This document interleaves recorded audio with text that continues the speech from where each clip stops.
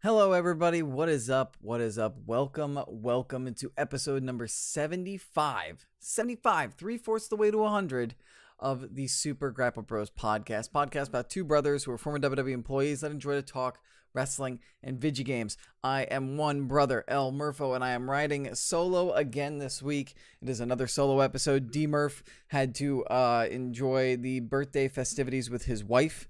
Her birthday is tomorrow, but we have a storm rolling in overnight, a winter storm. So in order to allow them to actually be able to do something for this week for her birthday, they had to do stuff today. So D. Murph was unavailable to join me on the podcast this week, but it's okay. It's fine. I'm not hurt. He's only the champ. He's only doing his whole Brock Lesnar shtick of coming around without not coming around that often, despite having the championship. Meanwhile, I'm here grinding it out every single week, day in, day out. I'm the Seth Rollins to his Brock Lesnar, you could say. But anyway, all that aside, bottom line, you got me this week and only me. So let's try and just make the best out of this situation. I was gonna say unfortunate situation, but it's not an unfortunate situation because you're here with me, and I'm the better brother anyway. Don't let the whole championship predictions thing fool you. I'm the better brother. Anyway, this week we got quite a bit to cover. We're going to be going over the week in wrestling. We're going to be going over WWE, all the happenings in WWE. We got a bunch of injury updates in regards to the likes of Dakota Kai, Kevin Owens. We've got updates on guys outside of WWE such as Flip Gordon and Matt Sydal. We've also got information out of Lucha Underground that's coming out today. There was this big interview with Cody Rhodes about All Elite Wrestling on ESPN that we're going to be diving into. And then in video games, we've got a lot of stuff to cover as well. We've got news from the Mortal Kombat reveal. The big story is that Fortnite's latest event, the Ice Storm, is hit. I got to watch it as it happened. I was watching Tony Pizza Guy's stuff, watching his stream as it happened, and it was pretty damn cool. So we'll talk about that. Also, in news regarding the Division 2 and Bungie and Destiny as well, in addition to all that other stuff. So let's get right into it. The big story of the day that happened coming out of WWE is that Braun Strowman is out of the main event at Royal Rumble. He is no longer going to be facing Brock Lesnar. And the storyline reasoning that they gave was that he basically demanded... he was chasing after Baron Corbin and wanted to get to Baron Corbin. Baron Corbin pretended to hide in a limousine. Strowman flipped it. It was Vince's limo. So Vince said, you know what? For doing that, you're out of the main event. We're going to have a new challenger. What the real behind-the-scenes reasoning is, I don't know. Some people have been saying that it's his elbow isn't fully healed. I've also heard a report that, which also sounds just as likely, which is that this would be the third time Braun will be facing Brock for the championship one-on-one. And WWE wants Brock to have the title going into WrestleMania. They weren't going to give the title to Braun over Brock at the Rumble, so they didn't want to have him lose a third time in one-on-one matches to Brock. So, as a result, they pulled him from the event in order to protect him and keep him from looking too weak compared to Brock. Which I buy, which makes it unfortunate for the person who ended up becoming the number one contender. Kind of, but not really. So in order to figure out who is going to replace Braun during the show, we had four guys. We had John Cena, Baron Corbin, Drew McIntyre, and Finn Balor come out and plead their cases to Vince. And Vince decided after they all beat the hell out of each other and Drew stood tall that... no, let's have a fatal four-way. Apologies to those on the audio edition of the podcast with all these breaks. For some reason, my mouth is really dry, and I keep having to take swigs of water constantly early on. So, in the promo, we had John saying, you know, he has ruthless aggression. He has been here day in, day out. He never gave up on wrestling like some other people. He name drops The Rock, which... I don't know about that so much. probably just part of the written promo. Drew comes out, says that he is the new face of Ruthless Aggression, and he's proven it by destroying the best there are, destroying legends. He name-dropped Kurt Angle, which is fair enough, but he also name-dropped Dolph Ziggler, and I'd be like, Dolph is probably going to be a future Hall of Famer at some point, given how prominent he's been with the Intercontinental Champion, but I don't know if I'd go so far as to say he's a legend quite yet. But anyway, after that, Corbin came in and said, hey, look, I deserve a spot after the way I've been treated, and I think he tied it into Braun Strowman and stuff like that. And then Finn finally came out and said, look, Vince, I know that you don't believe in me. You don't think I've got what it takes, but let me prove it to you. And he's the one who actually, took the shot at Drew, I believe, or no, it was Baron Corbin, which caused the brawl. Later on in the match, later on the show, Jinder Mahal decided, hey, I want a shot at this championship. And Vince was like, all right, prove it to me. Here's what you're going to do. Pick one of the 4 guys in this match. You're going to have a match with them. If you beat them, you're in the match, and they're out. So he chose Finn Balor. So the deck is stacked against Finn Balor. And it was in this moment that I knew that Finn was going to end up winning the whole thing. Because when they want to build a good face and make him look strong, especially when you're going to have a match with Brock Lesnar, you put him through the ringer. And that's what they did here with Finn Balor. Finn Balor had a decent match with Jinder Mahal, ended up defeating him. Then we had the Fatal 4-Way to end the show. And Balor ended up emerging victorious, getting the fall on John Cena. John Cena raised his arm in respect, and we're going to be getting Finn Balor versus Brock Lesnar at the Royal Rumble. Yeah. Sorry for my voice going a little weird.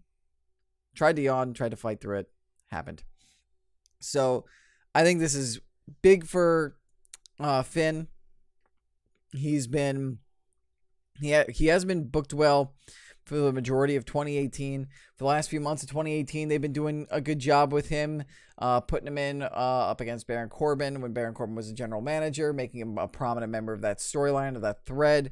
And now he's really stepped up to Vince McMahon and become the number 1 contender, and he's going to go one-on-one with Brock. Unfortunately, he's going to end up losing, but, just because you're in a match with Brock and you lose doesn't mean you don't get the rub. Look at what happened with Daniel Bryan. Look at what happened with AJ Styles the year before that. Guys can have a match with Brock and lose and still come out smelling like roses. And there's also reports that Finn got this spot not just because of the work he's doing and because he deserves it, but because apparently Brock really wanted a match with Finn Balor and believes they can do really good stuff. Apparently Brock likes really working with guys, athletic, smaller guys like an AJ Styles, like a Finn Balor, like a Daniel Bryan, that he can really throw around and they can have a lot of creative fun with.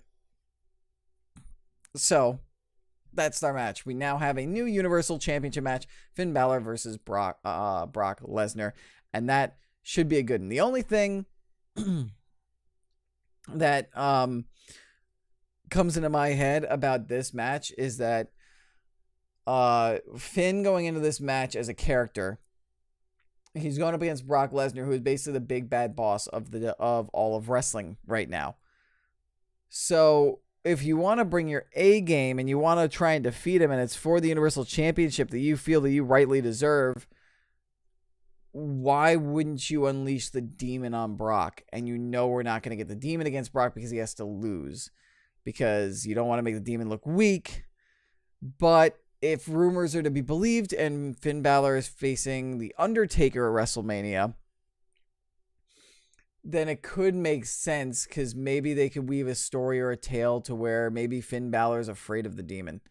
I know that I've heard talk about him saying that that demon character allows him, basically he gives himself over to the dark demons in his mind. The demon is basically the darkness within him, and maybe it's just that he doesn't want to rely on the demon, and maybe that'll be a storyline going into WrestleMania to where it's like he doesn't want to use the demon, he can't control the demon, and maybe when he faces Undertaker, he has to unleash the demon in order to defeat the Undertaker, and maybe Undertaker does something to where it's like you have to learn to unleash and control this demon if you ever hope, and that's the whole storyline.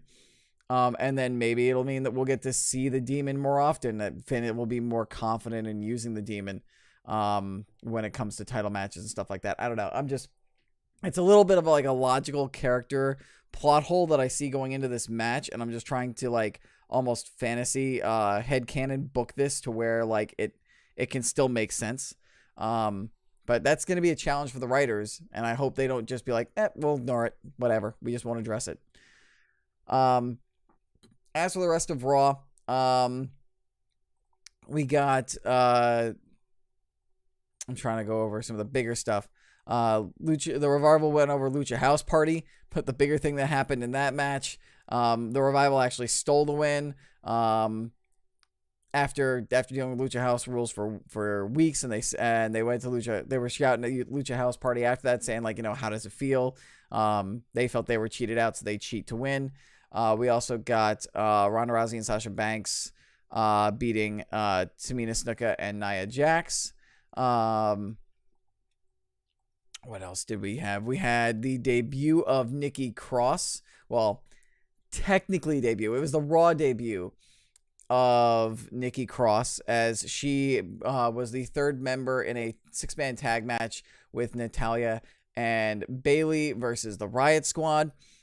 At first, when I was reacting to this, when I did my WWE 2K19 stream for the week, I was a little taken aback because I was like, wait, does this mean she's debuting on Raw? But apparently the strategy for all these NXT call-ups is that they're going to be trying them out on Raw and SmackDown, see how they do, see where they stick, see where they fit in better. And so they gave Nikki the most shine out of anybody in the show, though somebody else from those call-ups might have made the bigger, more interesting headline. And then, so Nikki made her in-ring debut. Lacey Evans was just seen backstage for one scene. EC3, when they had people like waiting outside Vince's door, or approaching Vince's door to try and say that they deserve that shot for the Universal Championship, or one of the backstage interviewers was asking superstars near Vince's door, and they came up to EC3 and he just smiled and walked away.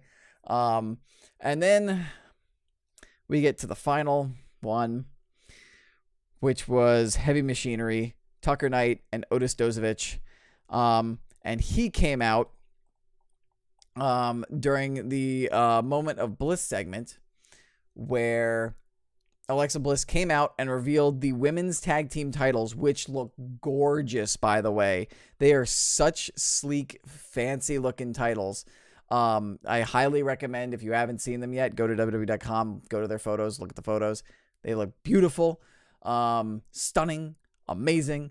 Then Paul Heyman came out and started talking about Brock Lesnar and all that stuff. And while he's in the middle of his diatribe, you just start hearing these noises, and it's Otis Dozovich just being really loud and really weird and creeping on Alexa Bliss.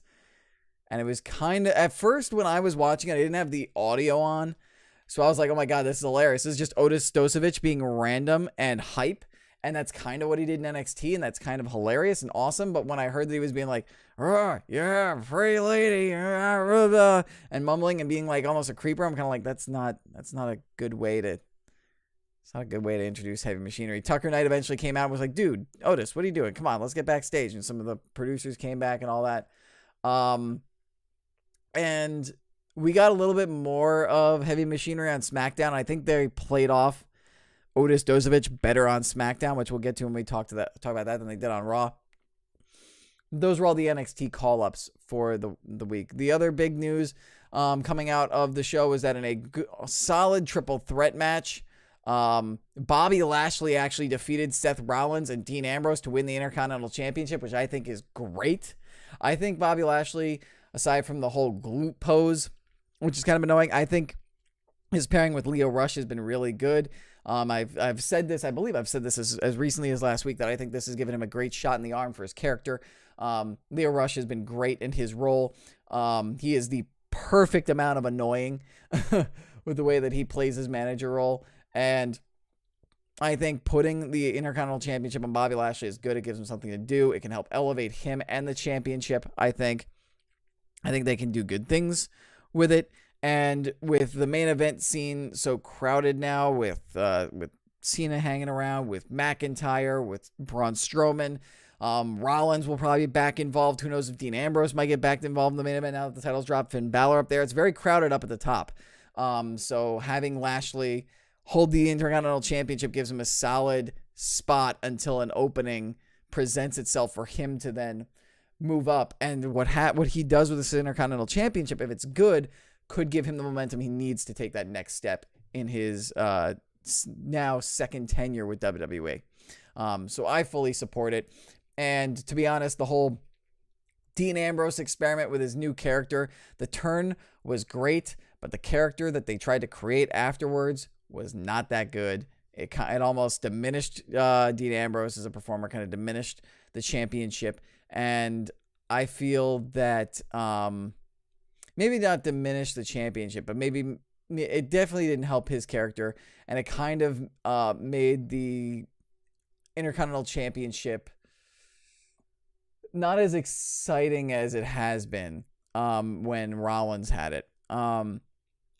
So I feel like just taking the championship off of Dean, and maybe now they get to try and refocus on his character and figure out what to do. And then maybe once they figure out how to retool it, how to better write it, how to better present it in these next coming weeks, he'll be able to rebuild some momentum and maybe not even just stay in that mid-card area for the IC Championship, but elevate himself up to the Universal Championship situation, which would be perfectly fitting because if they take these next few months to help retool the character, give him a good build to WrestleMania.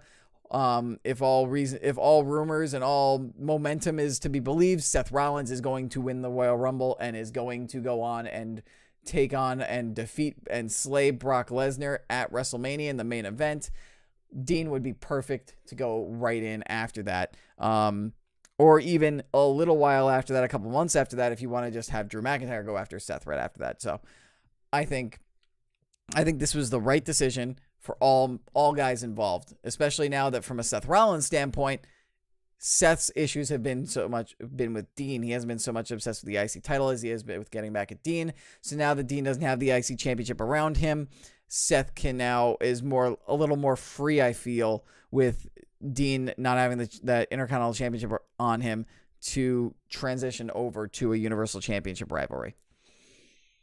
And so that's everything that happened on Raw. Just going to jump in and say hi to Big Stupid, who's chilling in chat over on twitch.tv/L_Murpho. You guys can go to twitch.tv/L_Murpho to get involved in the live chat whenever I do these streams. You can get involved in the conversation, and we will talk to you guys as we are doing our discussions. Big Stupid, with his thoughts on Raw, he says he thinks it would mean more if Taker hadn't lost or looked so bad the last year and a half. I agree, too. This is with regards to a potential Finn Balor Undertaker rivalry and match. But still, the Undertaker is still the Undertaker. And I think this rivalry will draw a parallel between the Undertaker's abilities and Finn Balor's. And maybe we can transition the Demon to almost being kind of like the successor of the Undertaker, since Bray Wyatt didn't work out. He should work out. I want to see Bray Wyatt back on television.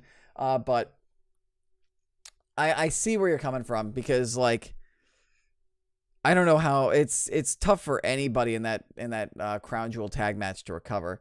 Triple H, if he ends up facing Batista, will be fine. I think Undertaker, if he's with Finn Balor, I think he can get a good match to where we can forget about that. And last year, I mean, yeah, he lost to Roman, but he's only lost to Roman and he's only lost to Brock. It's not like a streak is the big thing. Still the Undertaker at WrestleMania. He's only lost twice. He decimated John Cena last year. So I still think Undertaker still got a little bit more to rub to help out Finn Balor. I'll get to that hashtag, the Big Stupid, that you said when we talk about that story. You mentioned the Bobby Lashley IC thing. And then you were talking about the NXT people, the fact that these guys have been teased to come up for 3 months and Cross has been the only one that's had a match is absolutely moronic, and honestly, I don't care anymore. I don't know. I think you're getting a little too harsh on that, to be honest with you. I think, they want to make sure they do these guys right. I think they're slow building, trying to slowly introduce these guys so that way they don't just throw them out there. And you've got a bunch of people that need to get introduced at once. And it's not like they're not going to be booking these guys. Heavy Machinery might be the toughest challenge because just the tag division right now, especially on Raw, hasn't really been that prominent. But they've had 2 segments where people are talking about them. The first one, people are talking about them. The second one on SmackDown, which I'm going to talk about, I think was actually pretty entertaining. So they've got that charisma to get over all this stuff. EC3 has always been a sports entertainer type of wrestler where his charisma and his promo ability speaks more than his wrestling ability. He's a solid wrestler, but he's not going to be the guy who's pulling out this ridiculous kind of stuff that's going to make you lose your mind like a Seth Rollins or a Finn Balor or a Johnny Gargano or a Tommaso Ciampa, but he's very good at, he is great at having charisma, at speaking, and he is really good at telling a story in the ring, of being a storyteller. And I think having him just show up like that, smile, and walk off, that gives you a good taste of his character. I think it's a slow burn with these guys, and I think they just really want to make sure these guys are slowly but surely acclimated. They want to test the waters. They don't want to screw these guys up, because recently, over the last few years, there's been that stigma of, just because you do well in NXT and you get a call up doesn't mean you're going to do well in the main roster. So I think they're trying out a new strategy. And I don't think it's something to be. I don't think we should be saying that with all those builds that they've only gotten this stuff is stupid. I think they built them up with all these promos, and now they're just starting to test the waters with them on camera, and it's a slow build and it's a slow burn. And I'm more intrigued to see where this is going rather than just, get it over with. I feel like patience is going to be needed with these guys. So I say let's see how it pans out over the next month or so. If still they haven't had decent matches or haven't found anything good to do with them in the next month or two, then yeah, you might have a point. And even this isn't even talking about Lars Sullivan, who Lars Sullivan has been dealing with some serious, legitimate mental issues with anxiety and depression and stuff like that. So I don't want to judge their handling of Lars Sullivan, because Lars was supposed to have debuted, I think, this week or last week in attacking John Cena. So I don't even, that's not even like WWE Creative's fault. It's not even Lars Sullivan's fault. It's just an unfortunate situation. So that's just my take on all the NXT guys. And on Raw, as we move over to SmackDown, we got you'll give Lars a pass, big stupid? Yeah, understandable.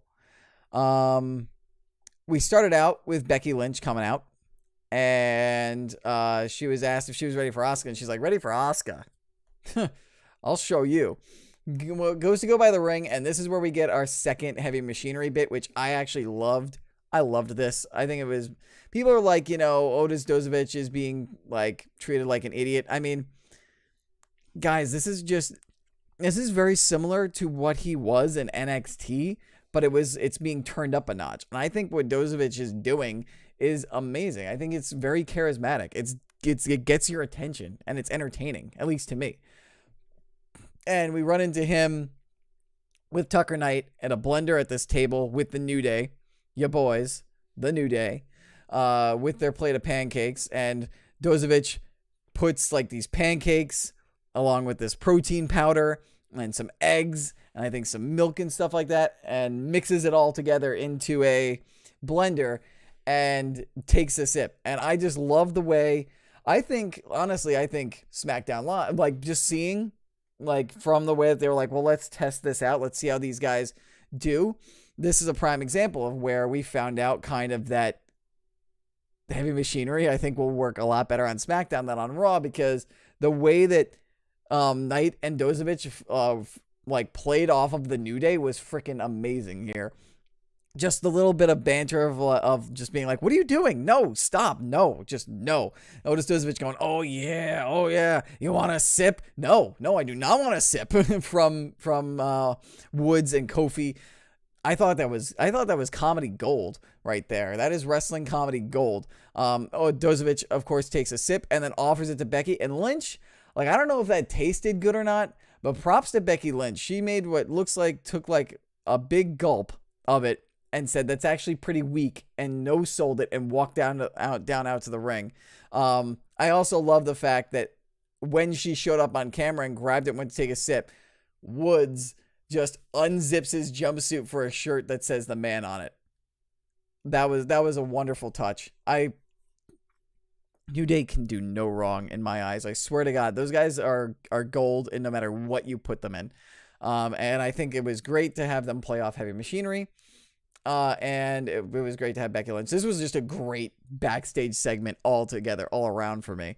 I loved it. Coming in with comments from Big Stupid. He said, I love Becky Lynch, but I'm telling you, I got a bad feeling she's getting passed over for Charlotte for Mania versus Rousey. I don't think so. I think they're doing, I think they're going to do the triple threat because they want Charlotte to get that rub of being in the first women's main event at WrestleMania. And not that Charlotte doesn't deserve it. I really want to see Becky versus Ronda one-on-one in a singles match. But let's not forget that some of the better matches and main events in WrestleMania have been triple threat matches. I mean, look at, what was it? Sasha versus Bayley versus Charlotte. That was a really good match. The WrestleMania 20 main event, that was a really good match. When Mysterio won his championship, I believe it was WrestleMania 20, it might have been 21, could have been 22. I think it was 21. That was a triple threat match. I mean, I feel like it's going to be a triple threat, and I hope they have the wherewithal and intelligence to have Becky Lynch go over. But I think it's going to be a good match regardless. Would I prefer a singles match between Becky and Ronda? Kind of, yes, because that's more where the story was. But I don't mind Charlotte being in there because Charlotte's an amazing wrestler. Her character's been great the last few months, and I think throwing her in there isn't going to hurt the match. I think it'll help. It'll make the match will still be just as good. It'll just have an extra element in there. You'd watch Big E because Big E was rubbing himself, I think, on his chest and his stomach with the oil he had on him, just being E and just being weird. And Big Stupid says that he'd watch E do that for 2 hours. E is one of the most hilarious people I have ever met in my life. Like, just the sheer like absurdity and randomness that he can do and goofiness is just it's on another level. He's on his own level. And Big Stupid, I believe you were agreeing with me in that like the New Day can do no wrong, no matter what you put them in. Can do no wrong. So anyway, Becky comes to the ring. She ends up having a match with Peyton Royce. She beats up on Peyton Royce, makes her tap out to the disarmer. Asuka is like, "Oh, I'm gonna show you up." Immediately challenges Billie Kay to a match, drags her in. The bell rings. And beats the hell out of Billie Kay, teases that she can do an armbar better. Billie Kay tries to surprise her with a roll-up right into the Asuka lock, over with. I think it was a nice little segment of one-upsmanship between the two. Helps build the match. Should be entertaining. I don't know how Asuka's going to win. I'm wondering if it might involve some sort of tomfoolery or shenanigans with Charlotte and or Ronda Rousey. But I think the match itself will be fun up until whatever shenanigans happen that allow Becky Lynch to lose. Then we had AJ doing a segment similar to Daniel Bryan's where he was backstage, but he's like, "Oh, give the people what they want. If they paid their money to come here, they can eat whatever they want," which was cool. And then Daniel Bryan came out and just wailed on AJ, and security comes out and forces them to separate again. It seems like I don't think they were trying to capture lightning in a bottle twice, because last week's promo with Daniel Bryan at the concession stands was lightning in a goddamn bottle. That was just promo gold. This was just solid, good way to further along the story, get them into another brawl, help build anticipation to the next match. Then we had Samoa Joe versus Mustafa Ali. Joe basically just to show the viciousness he's going to show people in the Royal Rumble, just beat up on Ali beforehand and just continued to assault and build up destroy Mustafa Ali. I think this is great. I would love to see this. It seems like, from what I've been reading, it seems like this could potentially become a rivalry, Joe and Mustafa Ali. And if it is, yes, please. I feel like those two would feed off each other so well. Mustafa Ali is such a hardworking workhorse, babiest of baby faces, and Samoa Joe is a ruthless heel. And Mustafa Ali's also got that underdog babyface factor playing for him as well. And I think those two, with both of their wrestling abilities and Samoa Joe's ability to tell a story and cut a promo, could be amazing. I would love to see these two battle for weeks or months. And the matches they could have would be great. I can't wait to see what they're going to do in 2019. Then we had what should have been the main event was not. Rey Mysterio versus Andrade. Andrade has dropped Cien Almas, or Creative has decided to drop Cien Almas from Andrade's name, which I kind of am not a big fan of because I really liked Cien. I liked that his nickname was Cien, Andrade Cien Almas. It kind of rolls off the tongue more than just Andrade. But still, I haven't watched most of this match. I watched the very end, which was good. I heard that this match was killer. One of the best matches. I mean, we're still young in 2019, but this has been one of the best SmackDown matches in a while. One of the best WWE matches in a while on television or just WWE. And that it did a great job to help build Andrade and Rey Mysterio. So I'm going to try and find a way to maybe watch this match back, or at least watch the highlight on YouTube back again. And I suggest if you can find a way to watch this match, watch it. Then we had a backstage segment that not a lot of people were hot on. I was kind of okay with it. It wasn't great, but it also wasn't like bad. Mandy Rose tried to lure Jimmy Uso into her hotel room, took off her robe. She was wearing lingerie. As she got close and Jimmy tried to like put a hand out to stop her and be like, yo, this isn't what I want. This isn't happening. Don't do that. Paparazzi, a photographer, jumped out, snagged some photos and ran out. And she's like, yeah, that was the whole plan all along. I just wanted to make it look like I'm destroying your marriage, that you don't care about your wife, so that way I could ruin your relationship because I want to knock Naomi down a peg.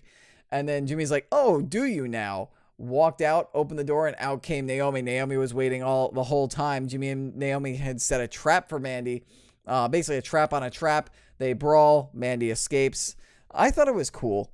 I don't know. Like, some people are like, the whole, like, home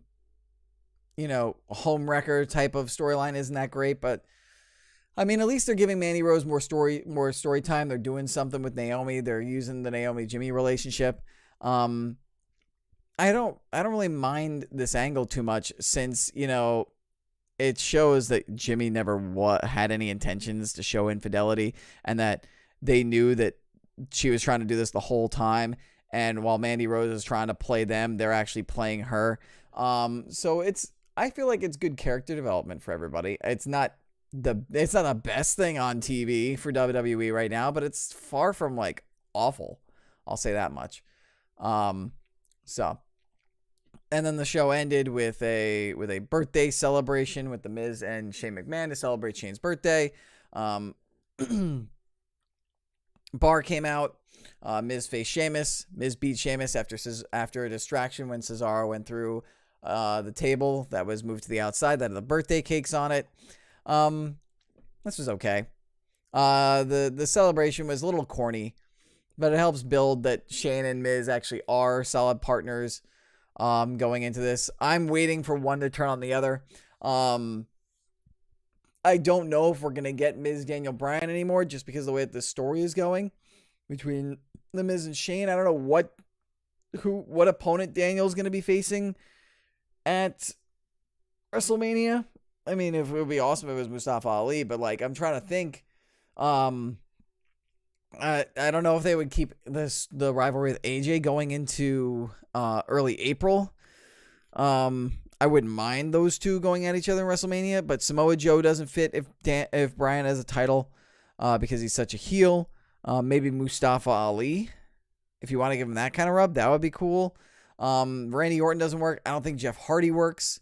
I don't know if Rey Mysterio would work. You could do that. Cien Andrade doesn't work because he's a heel. So it'll be interesting to see what happens. I feel like The Miz is the only possible opponent on SmackDown right now for Daniel Bryan that would make sense. So I'm curious to see what happens at Royal Rumble between Miz and Shane. Because you can't have Miz turn on Shane and be a heel. Because then if you want to do Miz versus Bryan, it's heel versus heel. So I'm curious to see where this is going. And I'm wondering if maybe Shane will turn heel on Miz and give Miz a babyface rub to go after Daniel Bryan. But I think whatever happens, the challenger for the WWE Championship is going to emerge coming out of, I guess, Elimination Chamber, which is also, by the way, when the women's tag titles will be decided. Because I'm pretty confident, like 90% sure that Seth Rollins is going to win the Rumble. So that was everything that happened on SmackDown. Over on 205 Live, no new major developments. I just wanted to break down that the matches that happened were Lince Dorado versus Lio Rush. I'm trying to figure out what the results were really quick. This is me filling in stuff.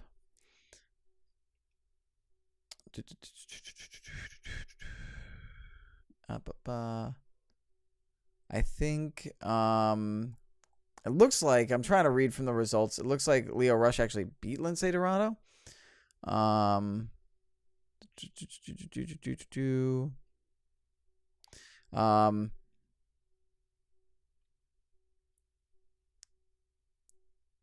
Then we had Buddy Murphy. Then the big story out of 205 Live,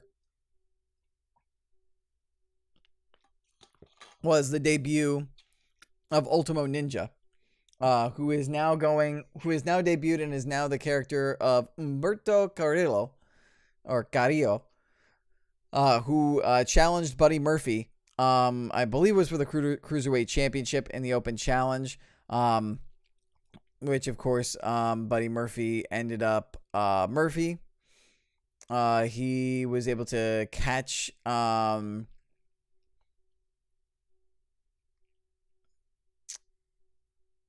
was able to pretty much hit his finisher on Carrillo. So cool debut for Ultimo Ninja, who is a highly touted, I believe, luchador from the Indies. I believe he spent time in Mexico. Unfortunately, he didn't get much of a reaction because people don't know who he is. They didn't even use his original name. They used a new name for him. But that wasn't the only time Carrillo actually wrestled this week on WWE TV. He also showed up in a match against Johnny Gargano on NXT this week. Apparently, he's been working NXT for a few weeks. He's part of the upcoming tapings, I guess, for this week and this month and maybe next month. And he actually fell to Johnny Gargano in what was apparently a great match. Apparently, this match and the Buddy Murphy match were both really good. So if you have a chance, maybe give those a look. It's just that because people didn't know it was Ultimo Ninja, at least on 205 Live, there wasn't much of a big pop for Humberto, unfortunately. As for the rest of the results in NXT, we had the Street Profits beating the Metro Brothers because... and then afterwards, the Forgotten Sons came out and beat them. The Forgotten Sons, of course, Wesley Blake, the former tag team partner of Buddy Murphy, Jackson Riker, and Steve Cutler. Then Bianca Belair came out in a promo. She stared down Shayna Baszler, slapped Shayna Baszler right in the face, I believe, and was able to take down Jessamine Duke and Marina Shafir before getting away from the three of them. So that was a way to build up their rivalry. Then we had Dominic Djakovic defeating Adrian Joud in a meh kind of match to build up Djakovic. And then we had Keith Lee versus Cassius Ohno in a match, which Cassius Ohno won because Keith Lee is backstage or kayfabe storyline. In this storyline, he is friends with Matt Riddle. So Cassius Ohno got the win on Keith Lee in order to help give him a one-up in his rivalry with Riddle for their upcoming rematch at the WWE Royal Rumble. And then on NXT, WWE NXT UK, this was this was basically the pre-show for Takeover Blackpool. They did exactly what they do for regular NXT, where just the matches or the dark matches that happened before the event are basically actually the following episode of NXT after the takeover. So we had Ligero defeating Saxon Huckley. Ginny faced off and defeated Isla Dawn. And the European Union, which is Fabian Eichner and Marcel Barthel, defeated Flash Morgan Webster and Mark Andrews. And as far as shows go, we did get a couple of official confirmations, I believe, as far as matches go for both TakeOver and for the Royal Rumble. Cash Zona versus Matt Riddle and Johnny Gargano versus Ricochet for the North American Championship were both officially confirmed. And then, of course, for the Royal Rumble, Finn Balor took the spot of... Finn Balor took the place of Braun Strowman. And I'm also trying to take a look at other matches. Apparently, there's going to be a Women's Royal Rumble reveal event that I guess will reveal the rest of the competitors. And that's going to happen tomorrow on Twitter. I'm trying to see all of the match previews. Here we go. So, let's see. Rusev versus Shinsuke Nakamura. That was the other match that was officially confirmed now for the Royal Rumble. Of course, we've also got Buddy Murphy versus Akira Tozawa versus Kalisto versus Hideo Itami for the WWE Cruiserweight Championship. The Bar versus Miz and Shane McMahon for the SmackDown Tag Titles. Asuka versus Becky Lynch, SmackDown Women's Titles. Ronda versus Sasha for the Women's Championship over on Raw. Both Royal Rumble matches. Daniel Bryan versus AJ Styles for the WWE title. And now Finn Balor versus Brock Lesnar for the Universal Championship. And of course, I just got rid of that tab. I was going to just update you guys on the full list of everyone who is in both Rumble matches. I'm not sure if there were any changes, but we're just going to run down the list just so you guys know who's in there as of now. For the men, we have John Cena, Dean Ambrose, Seth Rollins, Samoa Joe, Drew McIntyre, all three members of the New Day, so Kofi Kingston, Big E, and Xavier Woods, Apollo Crews, Baron Corbin, Elias, Jinder Mahal, Jeff Hardy, Bobby Lashley, Andrade, no longer Cien Almas, Rey Mysterio, Mustafa Ali, and R-Truth, who will be coming in at number 30. For the women, confirmed so far. Come on, open it up. We have got Natty, Natalya, Bayley, Ember Moon, Ruby Riott, Sarah Logan, Liv Morgan, Mickie James, Alicia Fox, Mandy Rose, Sonya Deville, Zelina Vega, and Carmella, who will be coming in at number 30. So that is everything for that. Sasha is out. I thought Sasha was in both. And I just read that from WWE.com. So why is Sasha out? Big stupid. Because I think just because you're in a championship match does not mean that you're out of the Rumble. You can still be in the Rumble. So unless they said on television that she's out of the Rumble, I'm pretty sure she's still in because WWE.com is still stating that she is in the Rumble. Unless WWE.com has not updated the match yet. So, speaking of the Royal Rumble, we know somebody who is coming back to the announce table for the event. Jerry the King Lawler announced this week that he has signed a new 2-year contract with the WWE. Apparently, his contracts normally run out on January 10th every year.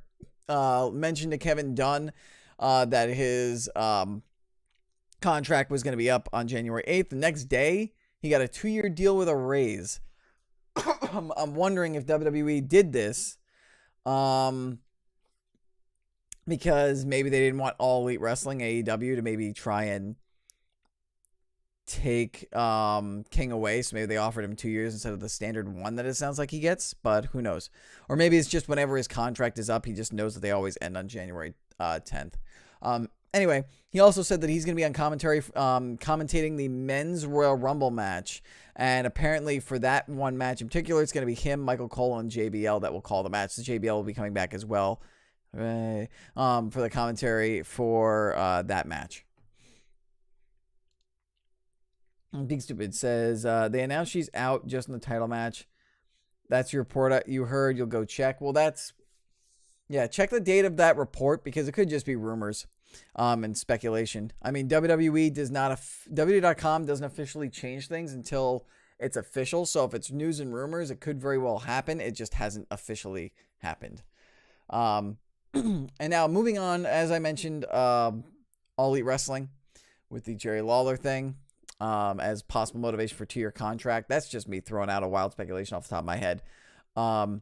We have a big interview from Cody Rhodes on AEW and the future of wrestling that ESPN, that Casey Joyner of ESPN.com actually wrote. And we had quite a few things. He answered quite a few things in here. They asked him, like, how did you end up landing Chris Jericho? And Cody says, I guess Chris is kind of a wrestling outlaw. When he came to be a part in All In, I think he saw that we had a bigger picture in mind. For several years now, the business has literally been changing. It's been ripe for this movement and this revolution and ultimately this alternative, which is what we're trying to be.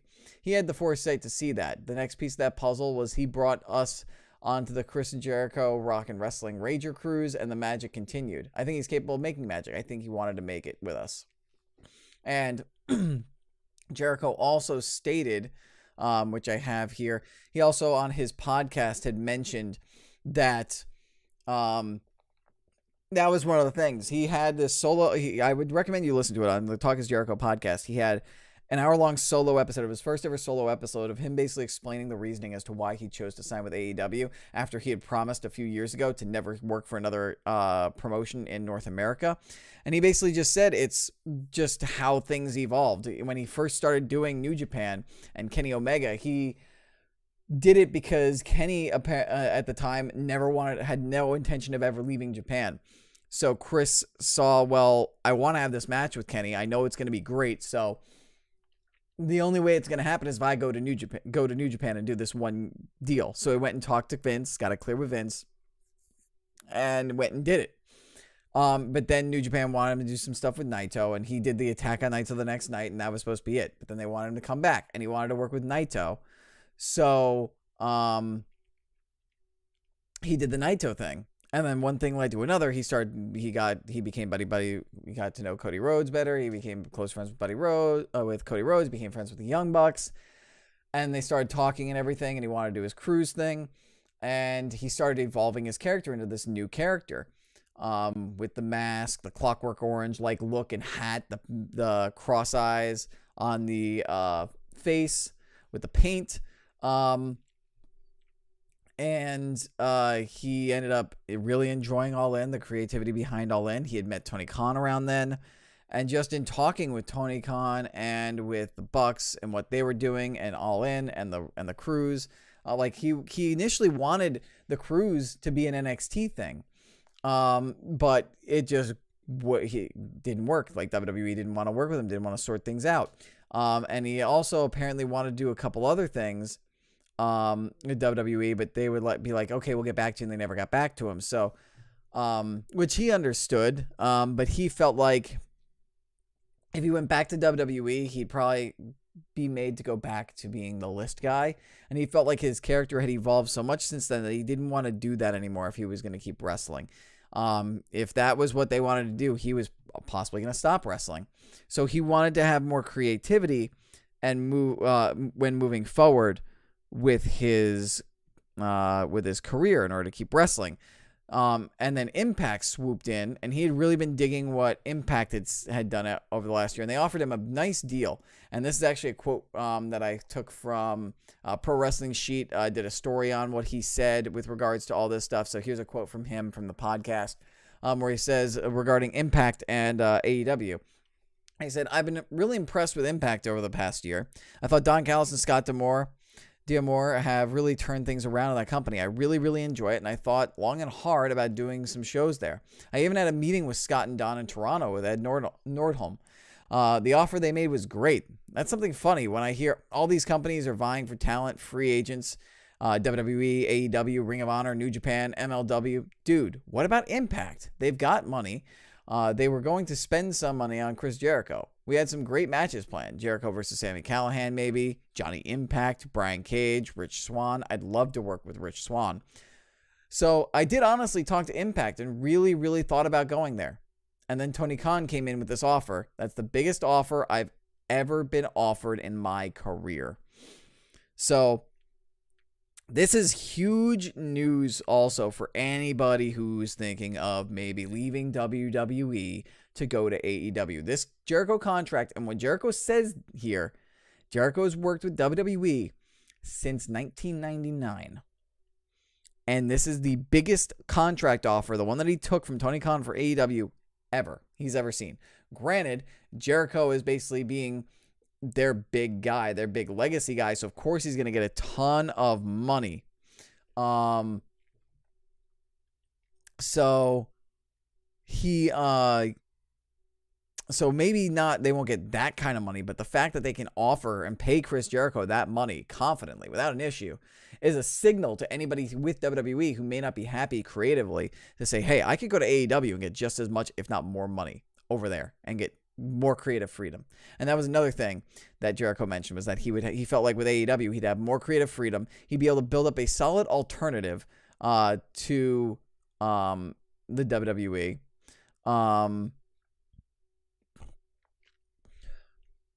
And he wanted to be a part of this like new stage in the history of wrestling and this new revolution.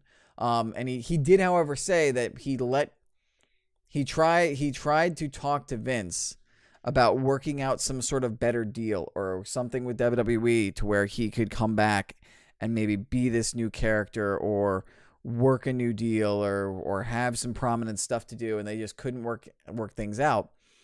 So him and Vince parted amicably and just acknowledged that it's just business is business. It's nothing personal. And Jericho actually vouched, saying, Vince McMahon is my friend and I love Vince McMahon. And he said, this is just business. Now we just go to war as business people, but this doesn't affect our personal relationship. So apparently there were no hard feelings between WWE and Chris Jericho. Now I pointed out how quickly they pulled him from that stuff. I just found it tongue-in-cheek funny how quick it happened. But that's par for the course. And Jericho said, I don't blame them. It's a business. Like, do you want this guy who's going to be working for your competition, his face plastered all over the place in stuff for your company? Well, it's like, no, you don't want that, because it's going to get people looking at this other company, and you want people to stay with your product. So Jericho apparently has no ill will wish towards WWE. He and Vince talked, and they basically parted and went their separate ways amicably. But yeah, Jericho also mentioned that his deal is for 3 years, and it is exclusive sans New Japan. He'll have the freedom to work with New Japan and do his cruise. Now let me check this report from Big Stupid. Let's see. This was sent out 2 days ago at midnight. So this was sent out, it's Saturday. This is sent out at midnight on Thursday from WrestleView? I don't even really know. Does WrestleView have a large following? 7,800 followers. Okay. This was reported by Adam Martin, apparently. Where is this report?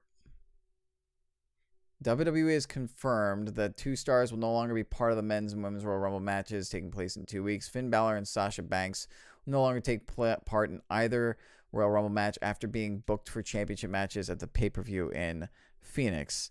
But they posted an updated card for Royal Rumble earlier. However, not Big Subi, you say they're credible, not to diminish them, because I don't know them. This is the first I've heard of them. They say WWE has confirmed, but they don't say like WWE has confirmed to us. They don't say how they've confirmed. They don't say sources within WWE or WWE has officially announced. Because I haven't seen a news story about. Let me see if it's Rumble match names pulled.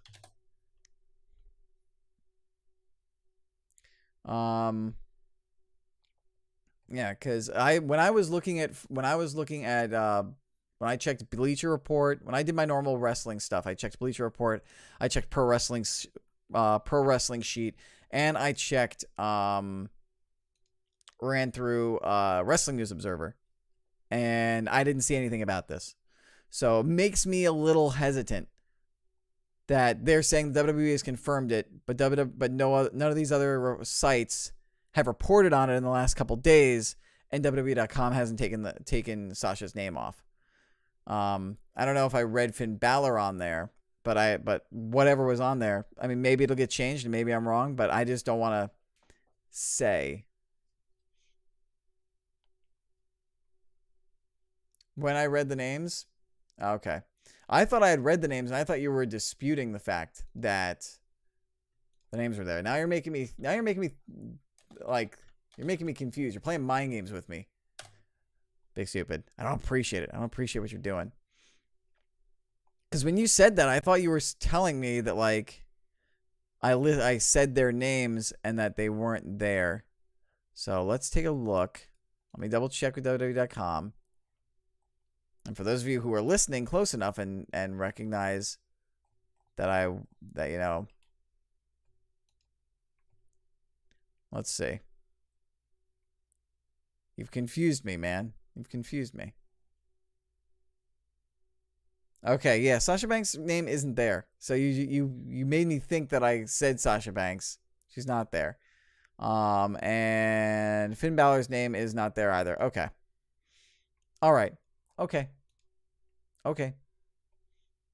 Because when you said that, I thought you were telling me that I read both of their names on there and that was wrong. So I was like, so I was just saying, like, that's from WWE.com. So whatever they say on there, whatever the list is on there, that's right. So, okay. You were right. And technically we were both right. So, okay. My bad on that. Anyway. Rolling along. And apologies for wrestling review. Okay. Anyway, continuing on with the Cody Rhodes stuff for AEW. He was asked about what they're probably going to be doing for. Oh, you typed it, but the delay. Okay, so the delay. Damn you, Twitch delay. The Twitch delay between the stream and the chat is what caused the miscommunication. All right, so Cody was also asked by ESPN about recruiting for AEW and how they're going to be doing it, whether they want to go for experienced guys, up-and-comers, amateur people. You've seen one. And Big Stupid says, sorry, podcast people. I apologize as well, podcast people. Cody says, they ask if it'll be a mix, and Cody says, probably a mix. My favorite word here is fresh. I want fresh. People who haven't ever been seen. One thing that has surprised me about independent pro wrestling is the amount of quality men and women on the scene. The stars are just waiting to be under the big lights. Obviously, there's a big deal of veterans, but I don't want to make the mistake of putting the talent on the forefront versus featuring up-and-coming wrestlers. Fresh is everything, and nothing is better than when you have a balance. You add to that one of the greatest wrestlers of all time, Chris Jericho, who continues to reinvent himself. He's wrestling's David Bowie. You put him in the same ring with somebody who's fresh and hasn't been seen. It just ups that individual's profile. It's what we call the business the rub. That's how I really want to balance it out. I don't want to lean towards one side. You've seen in wrestling, the worst thing you can do is abuse and overuse your legends. WCW, TNA. You have got to keep it amongst your core contract, young and fresh guys. He also had a statement in TMZ Sports, which I'm going to transition over to real quick before I go back to the ESPN thing. He was also asked about the opportunity of UFC people coming in. And he was said, quote, where is that quote?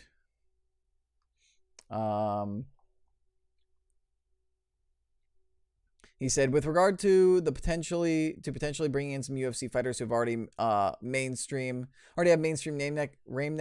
name recognition. This is the report. Rhodes seemed receptive, but he also stressed the importance of signing talent who love the wrestling business. And this is a quote from Cody. That's one of my big knocks. You can't teach passion. So as long as it's somebody who's passionate about wrestling and knows it's kind of a hard gig, I can imagine that would be a cool little crossover. So he's open to UFC guys getting in as well. How much actual wrestling do you think Cody the Bucks will do? I think they'll still be solid regulars in there.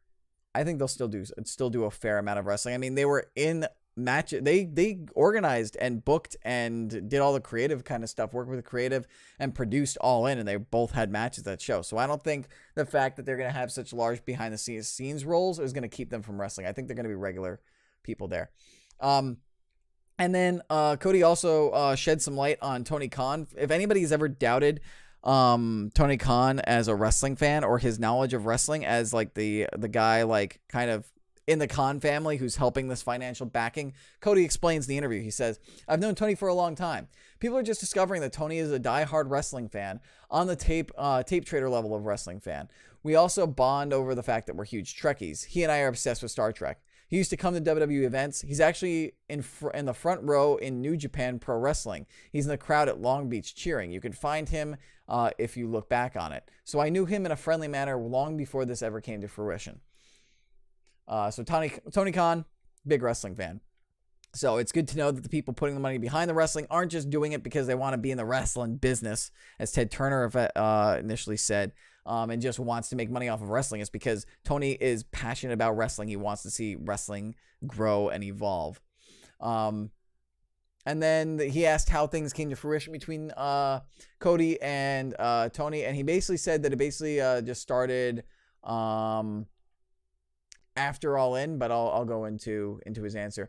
A lot of what stemmed from me, Matt, and Nick doing All In. That's a lot of what happened for all AEW stemmed from All In. We have just the time of our lives, and get a lot out of great and what I guess I call consumer feedback from fans for StarCast, Conrad Thompson event, and our event, All In. It just seems that this kind of Renaissance Woodstock of wrestling, and I just had the idea of, what if we did this more? What if we did this quarterly, and what if we did this potentially weekly? Everyone said you can't do that. I don't believe that. The wrestling I grew up on was that every week. It filled your soul with a goodness, and Tony was somebody who we discussed initially investing in the sequel show. Once I was no longer under contract with Ring of Honor, which was about 2 months before Final Battle, so in about October, that's when we started to get into the weeds a bit and on that, and talk about the opportunity that exists out there. And then they asked him with regards to what his role will be as executive vice president, what he'll be doing. And he said, "I'm the executive vice president of talent, live events, and creative. And that is the job I share with Matt and Nick. It's basically an extension of All In. I don't want to hang out in the past, but it is what we did for All In. It's recruiting talent, it's licensing talent, it's coordinating everything from stage design to scaling the MGM Grand Garden, which is what I was doing on my phone right before we started speaking. This is my dream job. I am doing it all currently. Recruiting talent, talking to talent, making deals, underwriting the contracts, everything that is under the purview of that job and more, because we are a startup." And then they were talking to him about, let's see, they asked about his creative approach and how it'll be different from his father, Dusty. And he says, "My dad was executive producer at WCW and was the booker for Jim Crockett Promotions. I learned so much from him from being his son. I'll be honest, I don't like it when other people say it, but I can say it. I learned from the things he did right, and I also learned from the things he did wrong, because he had to live with them for a good portion of his career. A lot of it is on the board criticism, but I think that meant broad criticism. But I've seen that, and I feel like I know what to stay away from and know which direction to go to," which is a fair advantage for Cody. He's grown up seeing what happened with WCW firsthand through his father. So he kind of knows through the experiences and the rise and fall of WCW what works and what doesn't work as far as a creative and promotion standpoint goes. One thing we were trying to do here is let guys go out there and play their music like they're going to play it. If I invest in a talent like, let's say, MJF, for example, it's not my job to micromanage you. My job is to put a spotlight on you. I've seen your set of skills. We looked into you. We recruited you. I'm using him as an example, somebody like that. If you're paying them to be on your show, let them go out there and play their own song. Don't give them a new lyric sheet. Don't give them a new instrument. And that's the type of wrestling I grew up on. So basically, he's saying, we want to be a platform to allow guys to perform and do their own art. We're not going to micromanage you like a WWE does, where we have writers fill out entire scripts and we tell you what you're going to say, how you're going to say it, and who your character is going to be. We want to give you like a lot of creative freedom in who your character is. And I love the analogy to music here with that and performing on a stage. He continues saying, if we look at the heyday of WWF in the late 80s and the type of wrestling that I love dearly, those were grown men who knew what the direction was. They got a finish, they got a time, and they went out there and delivered what they delivered. It wasn't something that was micromanaged, maybe slightly consulted or massaged, but they were the stars. So why micromanage them? We will not be micromanaging anybody. There's a lot more in this article, so I'm really trying to just, and Cody gives a lot of good answers, so I'm just trying to make sure that I tackle everything here. He talks about he gets asked about wrestlers being treated like actors do in Hollywood, and he mentions how he wants them to be treated with respect. But where is it? He mentions He talks about and approaches the rumor. This is, here we go. Cody Rhodes on wrestler pay and insurance in All Elite Wrestling. Oh, well, actually, that's a new story from Tim Fioverly.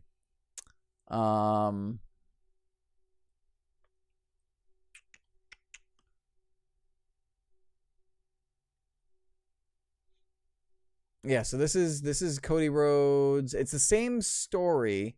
It's the same overall story, but this is from these are questions from Tim Fioraventi asked this one, I guess. And this is Cody Rhodes talking about wrestler pay and insurance. He mentions a wrestler reunion. And he says, we want to make this a better world for wrestling fans by making it a better world for wrestlers. So the first step you have is you up that price point and you take care of your wrestlers more. The more that happens, we can continue to go. A union in pro wrestling. And that's this thing that people say all the time, and they don't realize it. A union in pro wrestling will put pro wrestling out of business. But with that said, we should be actively working towards some sort of body. And this is outside of what I'm talking about with AEW and as me in the executive role. But we should actively be working to have the happiest talent you can possibly have. Whether that starts as a talent feedback system or a players league or some sort of body where there's a complete transparent communication between those in the office and those in the locker room. That's massively important, especially when you are traveling the world. I think taking those steps, even if they are baby steps, is great. And they ask him about wins, losses, and he says that, they're not sure, they're figuring it out.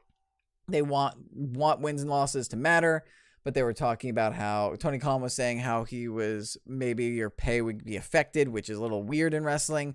And Cody was just saying, we're experimenting. We're seeing how we can use this whole winning and losing in AEW being important thing. He says they were entertaining the idea of rankings, but that's just very preliminary, just spitballing ideas type stuff and whatnot. So he talks about that. They asked about revenue streams. He mentions, he legally can't talk about television deals, but he says, Tony has a strong background in television, so they're confident that he'll be able to figure stuff out. He also says they have Dana Massey on board, who handles the Killing the Business merchandise line for the Young Bucks, and he thinks that she'll be able to do a great thing. And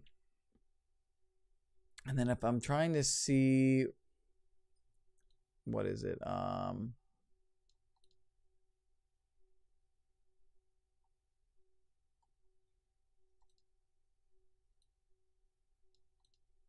Sorry, I need to keep talking because there's need to fill airtime because I don't want you guys to think that the podcast just stopped for those of you listening.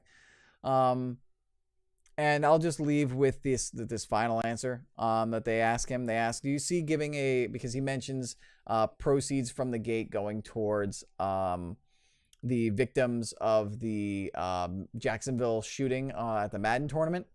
And they ask him, do you see giving a portion of the proceeds to cause something that will happen on a consistent basis? Or was that a one-time deal? And he says, one of the coolest parts of this gig is being able to give back in any capacity. It's the most rewarding part of the gig. I try very often to find elements like charitable elements. We have a wonderful chief brand officer. She is the most beautiful woman in the world, my wife, Brandy. That's an area she's heading up in the next month or so, we will probably be announcing another charitable element for a completely different type of charity. I would like to keep that going and continue that. That's something to bring this full circle. And that's something that legendary promoter Eddie Graham was really insistent on with Championship Wrestling from Florida, finding a way to support the community. I learned that from my father. I know we're dealing with a worldwide approach, but the wrestling community were able to cover that base. I really think there have been so many places we can go, and we can potentially have something every night. It is something that I also learned from my experience in WWE. They are absolutely wonderful about it with what they do with Make-A-Wish. I hope that we can follow their lead in that regard when it comes to charitable elements, because that's just a wonderful thing that you can do. That's life. Don't keep it all to yourself. So lots of really good insights in this interview from Cody. So I pretty much read almost the entire thing, but if there's anything that I might have missed or anything else you might want to read up, if you dug what I read about this, go ahead and check it out. Again, this just proves how intelligent and how bang up of a guy, what kind of amazing guy Cody is. And so now I want to move on to some other news. We're going to move on to some wrestling injury news. First off, Dakota Kai has confirmed that she is going in for surgery for a torn ACL. As you guys remember, we talked about how it was a month or so ago that it was believed that she injured her knee pretty seriously at a house show in NXT, and Dakota Kai officially confirmed that during her on Twitter. She confirmed that on the 17th of January, 2 days ago, on Thursday at 5 o'clock in the morning, almost 6 o'clock in the morning. And this is the announcement from Dakota Kai. She says, I had always felt invincible. Working through minor injuries was something I never thought twice about because I loved what I get to do. On December 7th in Green Bay, during the last NXT road loop of 2018, I planted my foot awkwardly after a kick and I tore my ACL. I put off posting this because I wanted to focus on being home for the holidays, and to be honest, I dreaded having to even mention this as I didn't want to let any of you down. That, over everything, was and is the most heartbreaking feeling in the world. Unfortunately, this will take me out for a bit. I'm surrounded by amazing people, doctors, trainers, and you. It helps more than I can explain, especially being so far away from my family. The amount of positivity and support I have received already has been so overwhelming. It's going to be a tough ride mentally and physically. I know that the last thing I want is any sympathy, but hear me when I say this. Within my whole being, I know for sure I will be back stronger than ever.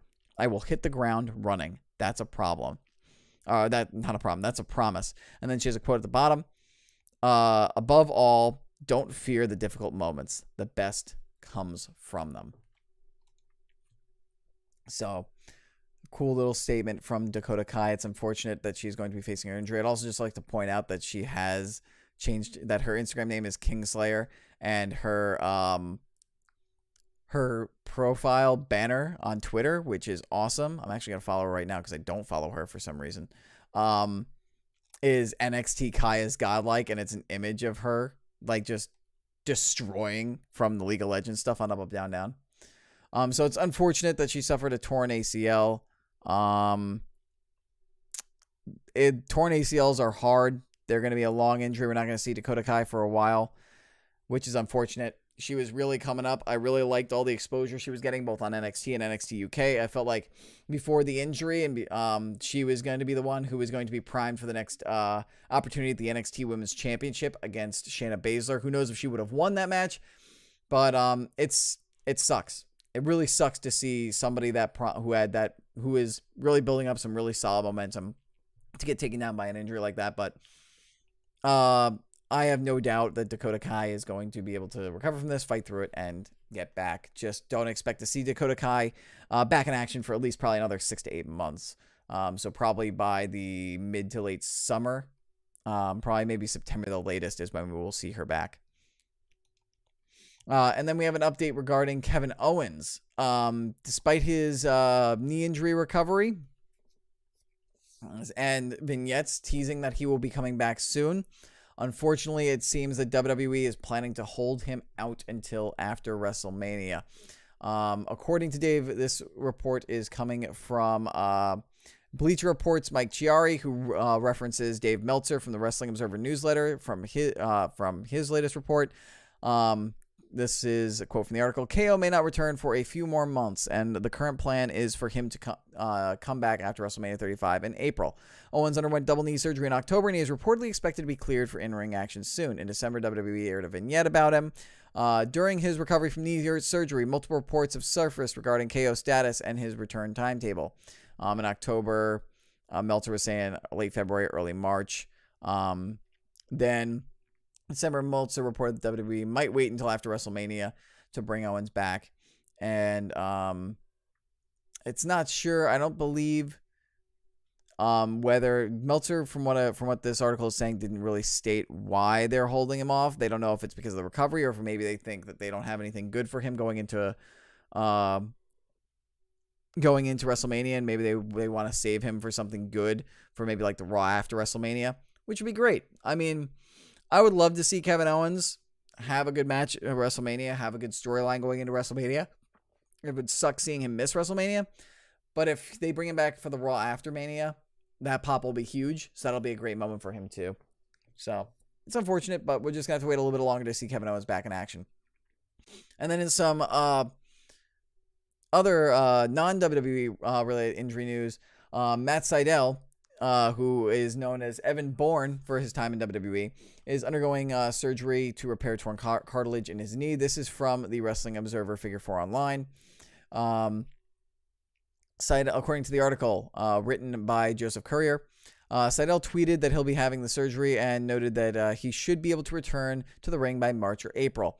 Quote from the tweet says, "I'm having surgery next Thursday to repair torn cartilage in my knees. I should be able to return to the ring in March or April. I'll be teaching wrestling online and at WWN Live Training Center throughout. Reach out to Matt Sydal at yahoo.com with questions." So despite the injury during his recovery, he will still be acting as a teacher, which is really cool. Good guy, Matt Sydal there.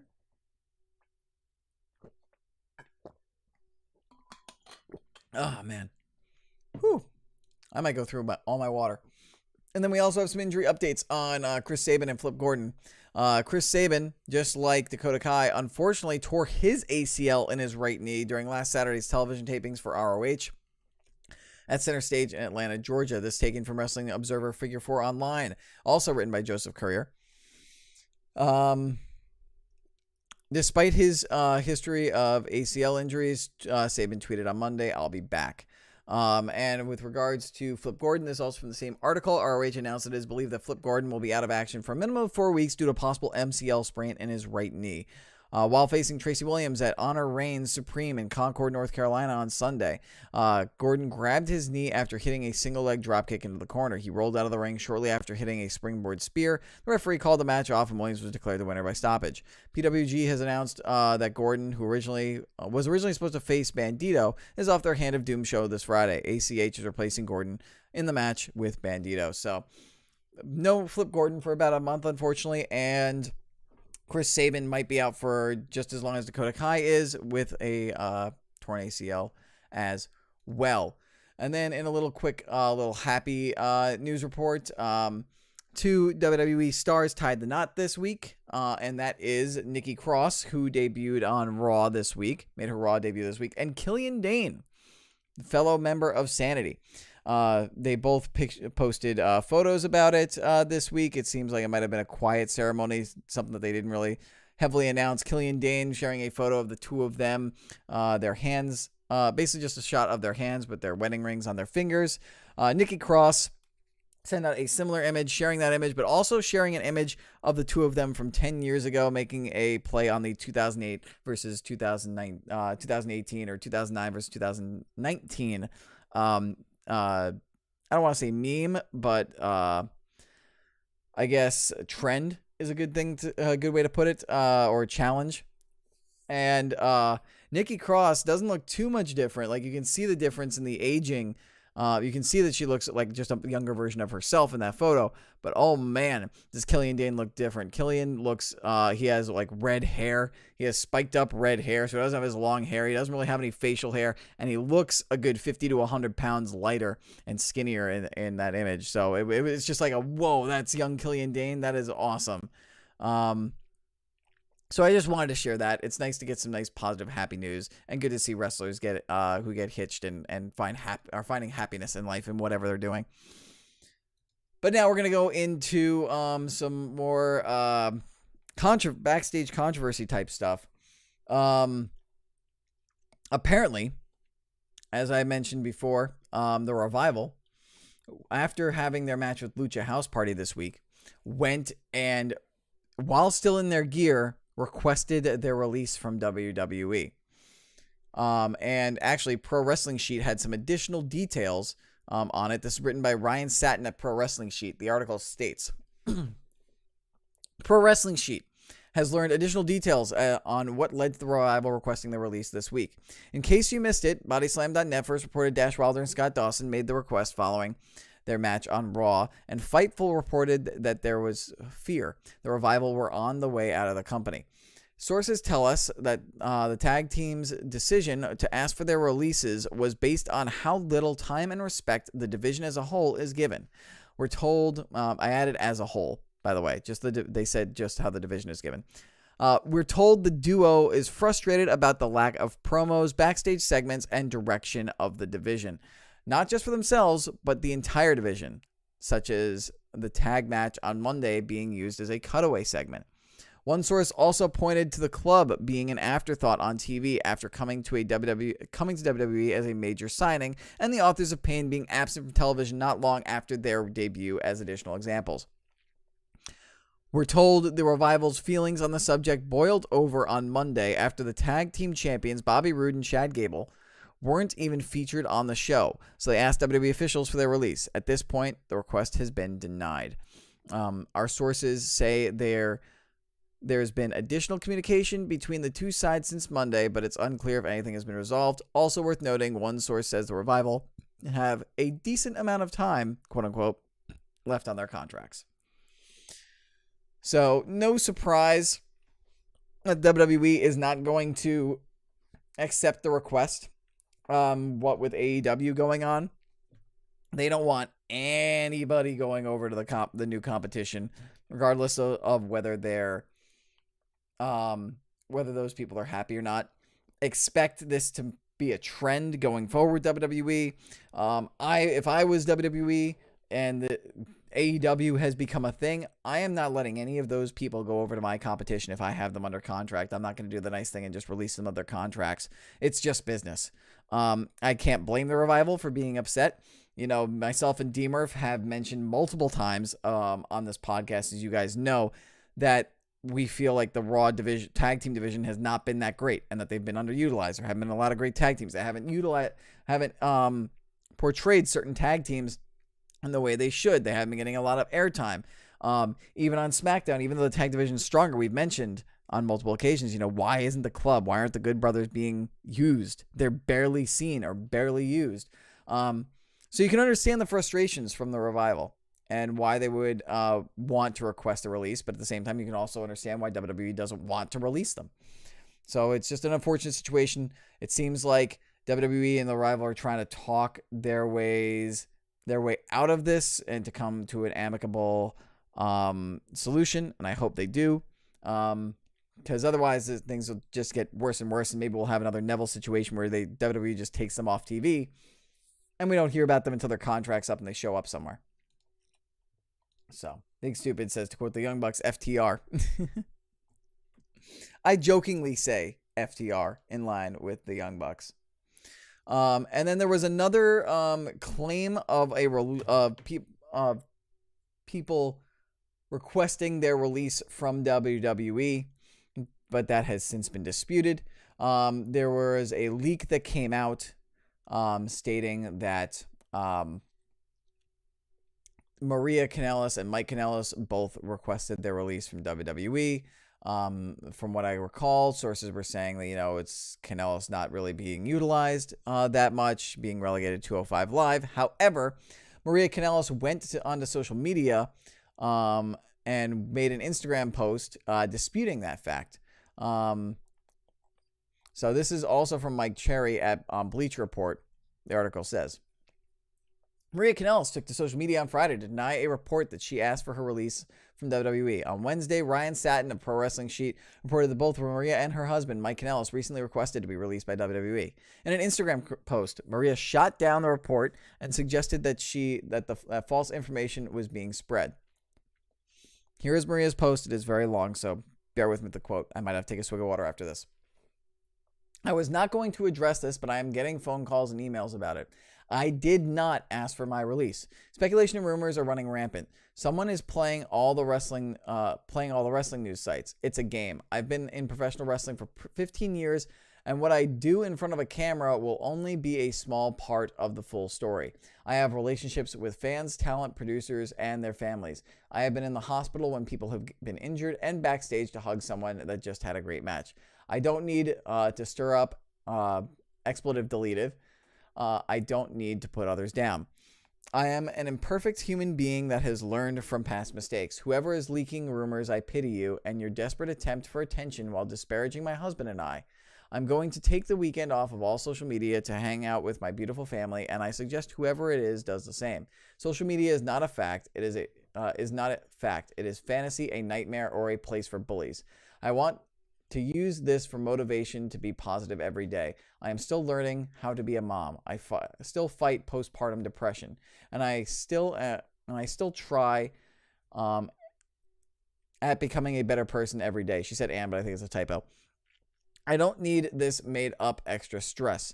I hope everyone has a wonderful weekend, and thank you for your support. I mean, I can't blame Maria for wanting to spread positivity, but Satin later tweeted, this is the article continuing, that he reached out to Maria and Mike Kanellis prior to publishing the story, but they declined to comment, which is why he went ahead, and this is me adding, which would be why he went ahead with posting the column and posting the article, as his reports had. While Maria noted that she didn't ask for her release, she did not address whether her husband did. Maria and Mike Kanellis joined 205 WWE in summer 2017, but after the initial push, they got lost in the shuffle. After Maria gave birth to the couple's first child last year, they returned to television on the 205 Live brand, but they have struggled to gain their footing as well. There as well.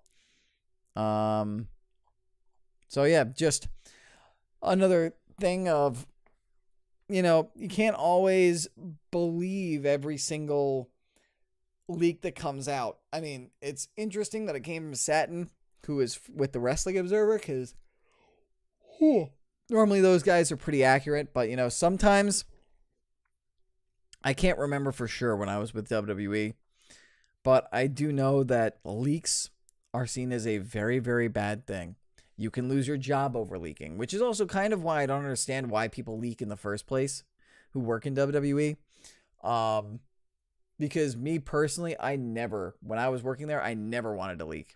Because I enjoyed the company. I didn't want to betray the company. I didn't want to lose my job if somebody found out about it, because you will lose your job if it gets found out that you're a leaker.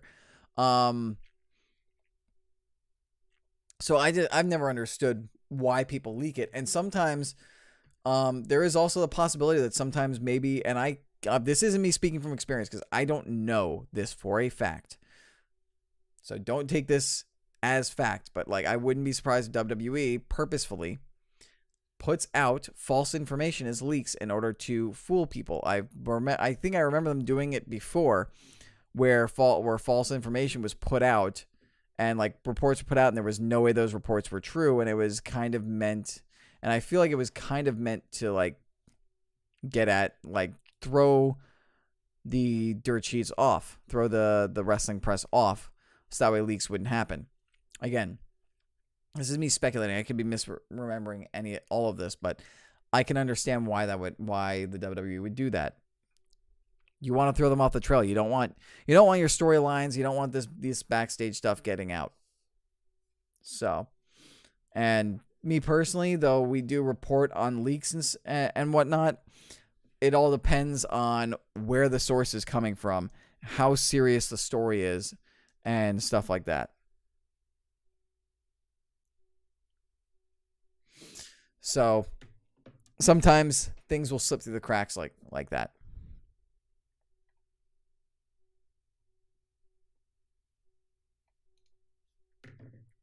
And now the next story, which is going to be the final wrestling related story before we transition actually into, this is going to act as a transition into video games, is Ronda Rousey will be voicing Sonya Blade in Mortal Kombat 11. Mortal Kombat 11 had its big reveal event this week.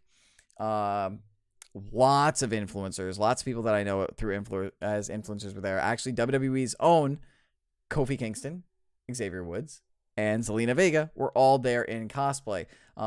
Xavier Woods / Austin Creed, he was dressed up as Shao Kahn. Kofi was dressed up as Shang Tsung, I believe. So I think it was Shang Tsung. It might have been a different character. And then Zelina Vega was dressed up as, oh God, I can't remember. Katana, maybe? The outfits were amazing. And props to Austin's buddy Mosley for making the costumes for Austin and for Kofi there. But a lot of the games press was there for that. And one of the big reveals was that Sonya Blade will be voiced by WWE's Raw Women's Champion, Ronda Rousey. Ronda, they had a little vignette that showed the reveal, showed the voice, and had Ronda mentioning that, she always idolized and looked up to Sonya Blade as a powerful female character, and that she's always, quote unquote, emulated her, and that being able to voice her is a dream come true. And that said, let's break down everything else that was announced during the reveal. This is taken from Mike Fahey. I know Mike Fahey from Kotaku. And here is what the story said on what's going on with Mortal Kombat 11. It's got advanced character customization options, some new fight mechanics, time travel, and an MMA fighter as Sonya Blade, Ronda Rousey. But so far, Mortal Kombat 11 looks like more Mortal Kombat with the gore dialed up a notch. Great fountains of blood punctuated our first look at NetherRealm Studios' latest in action. Mortal Kombat is known for how its fighters open up to each other as they battle, and the first gameplay trailers got plenty of that. Heads, hearts, brains, and other bits pop out, accompanied by sands of glistening viscera and waterfalls of crimson goo. I'm not normally squeamish in the face of Mortal Kombat's exposed body parts and such, but something about this latest round had my stomach doing cartwheels. I will admit that the fatalities look gross. Just gross. Mortal Kombat, I enjoyed it when I was younger. I still enjoy playing it, but the fatalities and the brutalness, I feel like it's almost gotten a little too extreme for me. If that's your thing, you do you have fun, but I feel like it's gotten too gruesome. It also doesn't help the fact that I am god-awful at fighting games. Anybody who's watched me compete in them on Up, Down, Down knows that for a fact. Anyway. Visitors to the special event, which include Kotaku's own Nathan Grayson, will get hands-on time with the seven new and returning combatants. The characters announced so far are Sonya Blade, Baraka, Sub-Zero, Raiden, and Scorpion, and they're also being joined by Mortal Kombat 9 DLC fighter Scarlet and a brand new character named Gatus. Continuing from the story. Taking a cue from NetherRealm's Injustice 2, players will be able to load up their Mortal Kombat 11 characters with different weapons, skins, costume pieces, intros, and more. So that's cool. You won't lose progress on your player. You'll at least get to continue your player on. Mechanics-wise, we were given a look at a couple of new features in the game. In the bottom corners of the screen, players now have 2 meters, one for offensive moves and one for defensive. Like the super moves in Injustice 2, players will build a meter to unleash gory, fatal blows. They are generally aren't fatal, but should be. Yeah. Sonya's involves shooting her opponent through the head. Also, players who perform a perfect block will break out of any attack directly into a combo, which sounds fancy. Or toasty. Other than those few features, nothing much else was discussed. Aside from a glimpse at the new game's story, picking up after Mortal Kombat 9, the story's prologue trailer shows a more brutal version of Raiden removing Shinnok's head. Then a mysterious new character, Kronika, appears. She apparently will use her time manipulation powers to pit mortal combatants against different versions of themselves, young, old, customized, etc. Mortal Kombat 11 launches worldwide on April 21st, with a new multiplayer beta kicking off on March 28th. We should have more on the game after Nathan has gotten his dirty little paws on it later today. That was written on Thursday by Mike Fahey. So cool stuff for everybody who digs Mortal Kombat 11. Again, Mortal Kombat's not my thing, but if you're into it, all power to you. It seems like the event was quite the quite the moment or eventous occasion. Does Eventus work? Whatever. Quite the occasion for the gaming industry this week. Speaking of occasions and events, great segue. Thank you, me. Fortnite had its latest big event this week. Not just this week, earlier today, this morning, this afternoon. I actually, like I mentioned, I was watching, I was doing research for the podcast and decided, let me see what's going on in the streaming world with people that I know, people I've worked with in the past. Saw Tony Pizza Guy was streaming. I'm like, let's see what's going on with Tony. And he just happened to be reviewing the footage of what just happened in the event as he was playing with Brandon Does Everything, Chris Danker, aka Dankops.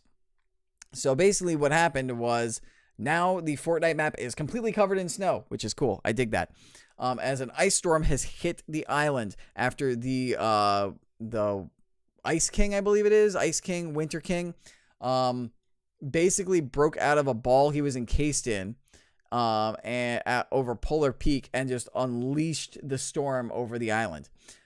To further detail what happened, I have an article from VG247 written by Stephanie Nunnally. The article says, the ice ball hovering over Polar Peak in Fortnite has reached critical mass. Epic Games has kicked off the latest Fortnite event. It all started after the 7.20 update dropped, and the Ice King, Ice King, appeared over Polar Peak floating around in his ice ball. Inside, he was holding a cube, which grew larger and larger as the days progressed. TVs in the game started featuring snow warnings before changing to a countdown leading up to today's event. Ice spheres in the game even changed to a clock, thanks Fortnite Insider. I guess that was who had the first report on that. And leakers outed the return of the Fiend Hunter crossbow appearing in vending machines. Anyway, here's how it's all went down. Then they showed what happened. Basically, the Ice King broke out of the shell. He had this thing in his hand that was glowing, and then like almost threw the storm at the island as this giant like silhouetted version of himself towered over the island and basically mimicked his actions. And we also saw what looked like, I don't know if it was part of the footage or the event, we actually saw what looked to be an actual space rift, like an actual rift that we saw from the rocket, and that was cropping up in season, I believe it was 4, happen as he was doing this. So interesting little thing there, maybe a nugget to keep in mind about how they're maybe trying to interweave all these stories from all these seasons together through this maybe dimensional rifts. Anyway, more details on the event. From VG247. For the duration of the event, Battle Royale is now called Ice Storm with solo, duo, and squads. Playground is temporarily disabled and LTMS as well.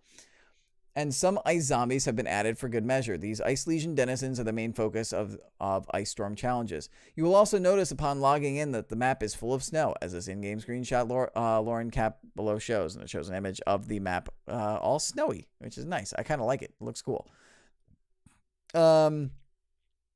And here also the Ice Storm challenges, which was listed by VG247. You have 13 days. Over the next 13 days, you have a chance to complete them.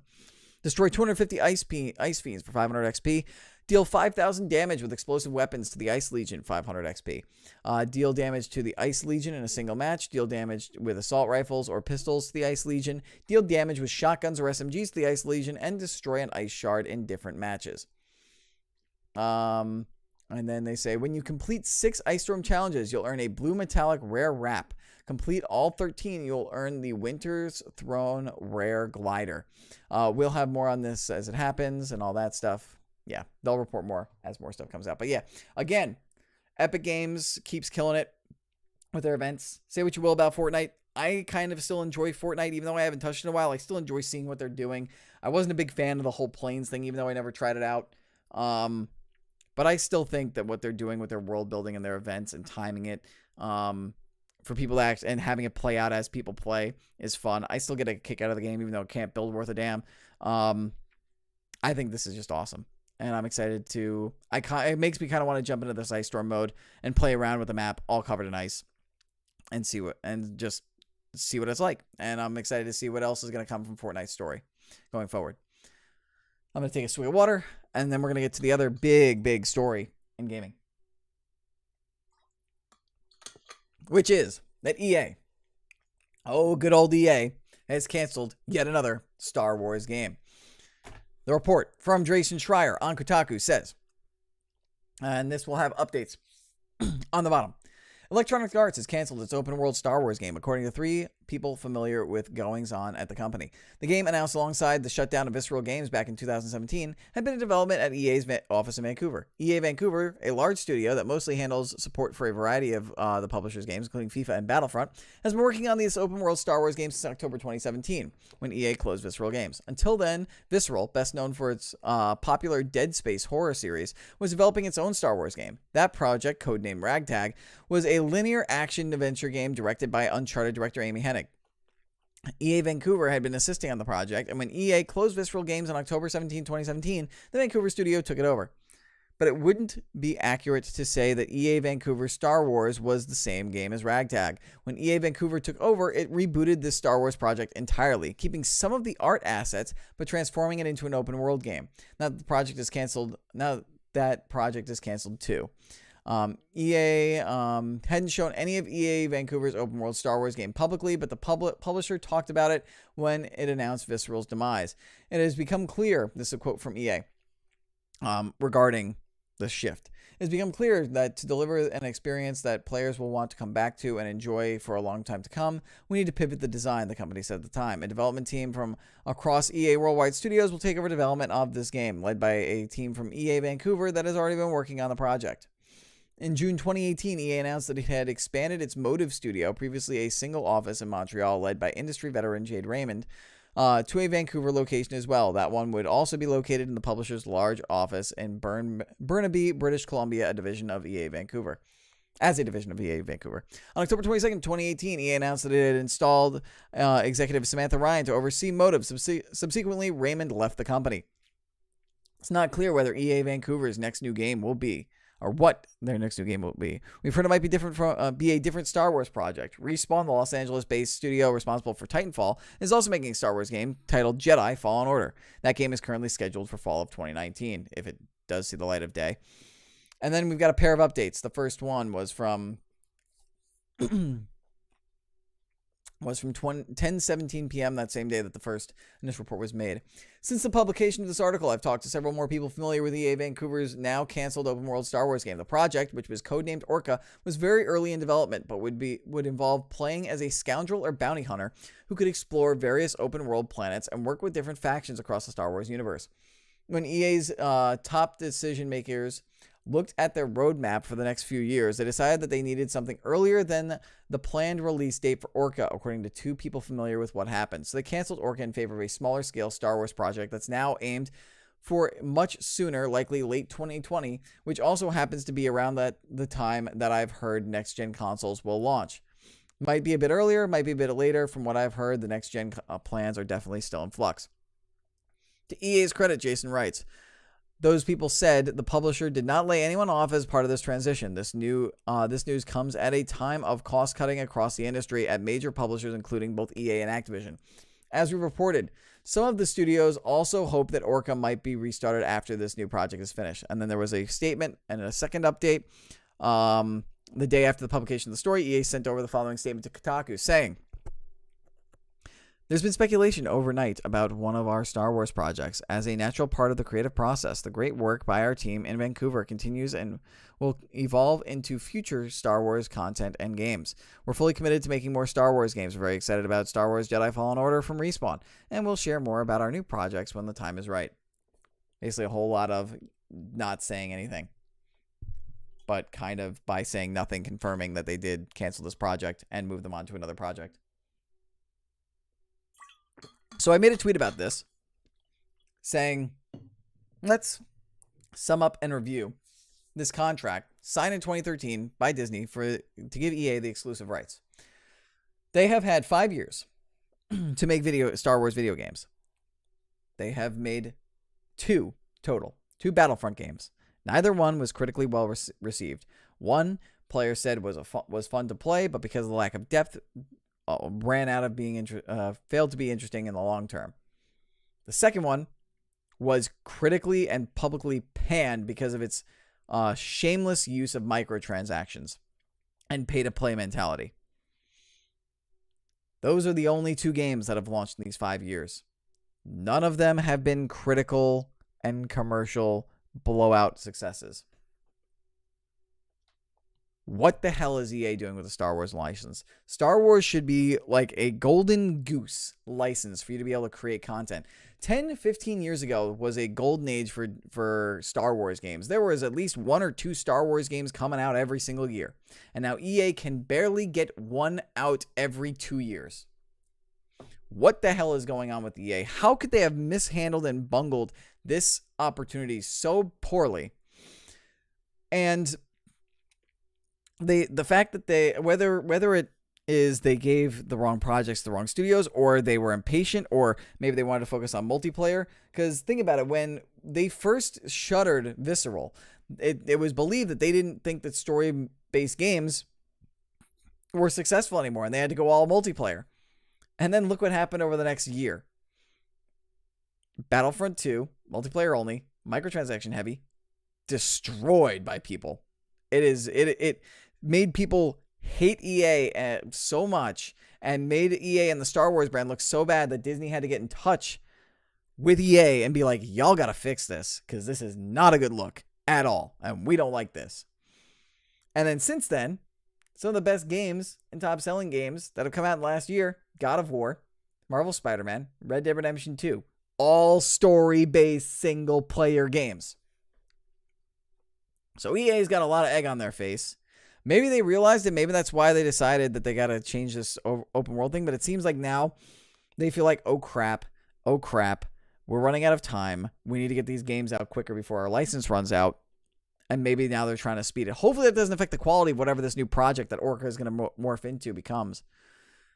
But right now, you got to imagine that basically the hopes of EA holding on to this license when the contract is up rest on Respawn and Jedi Fallen Order. If Jedi Fallen Order is great, then things look bright. Maybe EA can salvage this. Maybe the rest of the games they create throughout the rest of this deal will work. If this game is not good, it's probably the final nail in the coffin for this deal for EA. And hopefully Disney will start like giving out their game rights maybe to all different kinds of companies, try and get more Star Wars games out there. But it's just, as a Star Wars fan, I when this was first announced as a Star Wars fan, I was over the moon with hype about all of this. I was so excited to see what games were going to come out, and to see 2 lackluster Battlefront games be the only result in 5 years, it has completely changed my opinion.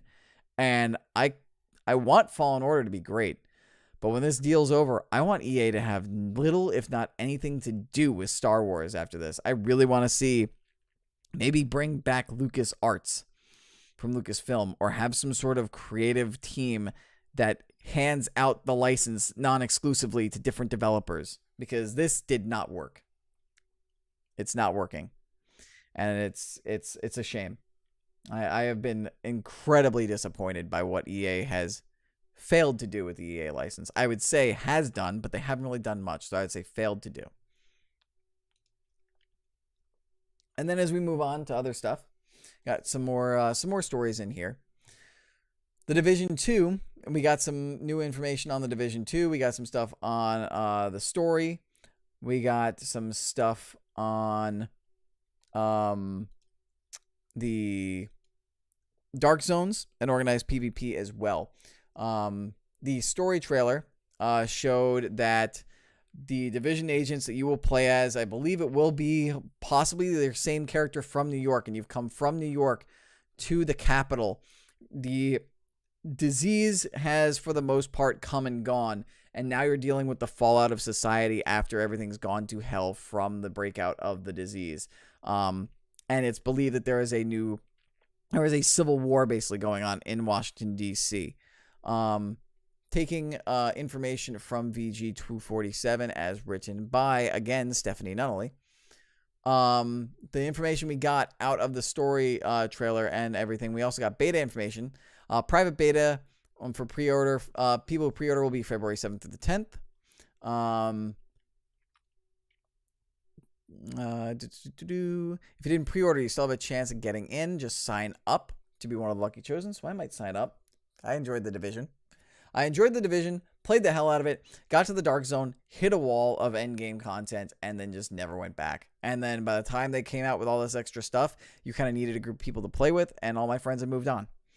But I hope The Division 2 is better, because I did enjoy The Division quite a bit. Anyway, more stuff. From VG247.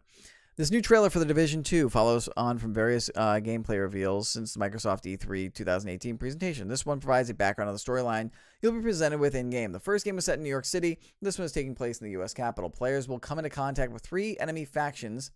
Here's more on the bad guys, courtesy of Ubisoft. There are 3 factions: the True Sons, the Hyenas, and the Outcasts. The True Sons are a paramilitary force that relies on combat experience and overwhelming firepower to dominate their enemies and expand their territory. Smart and organized, the True Sons are led by a former JTF officer. JTF is Joint Task Force. JTF officer whose ruthlessness and cunning make him a dangerous adversary. The Hyenas are a loosely organized gang of opportunistic raiders that prey on struggling civilian encampments through violence and intimidation. These hedonistic scavengers take everything they can steal and destroy everything else to deprive their enemies of valuable resources. The Hyenas are led by a council of the strongest pack leaders. And the Outcasts are bitter survivors of a forced quarantine bent on revenge against those who brutally imprisoned them and the society that stood by and let it happen. Their charismatic, bloodthirsty leader believes everyone is complicit and urges her followers to punish the guilty by spreading sickness and murdering indiscriminately.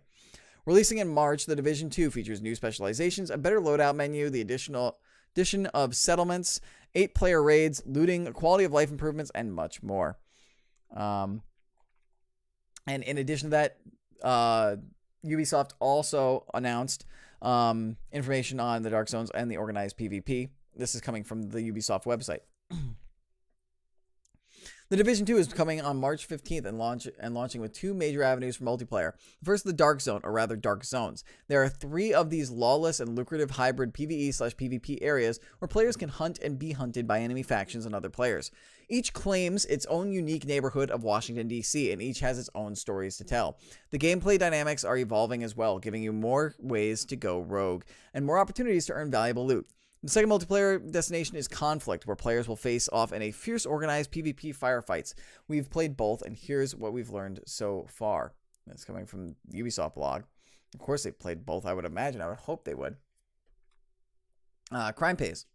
There's a new way to go rogue for fun and profit in the Dark Zones. Become a thief, break into a locked chest, or steal the entire contents of a DZ drop, and you'll earn more loot than you normally would. You'll also be marked rogue and become vulnerable to attack from your fellow agents. But your thievery will reveal a hidden signal. Follow it by completing more rogue actions, and you will eventually unlock a secret entrance to the Thieves' Den, where you'll have access to a special vendor with tempting wares. As a bonus, you'll have your rogue stats cleaned and cleared so you can resume life as a normal law-abiding Division agent for now. That's really cool. That is really cool.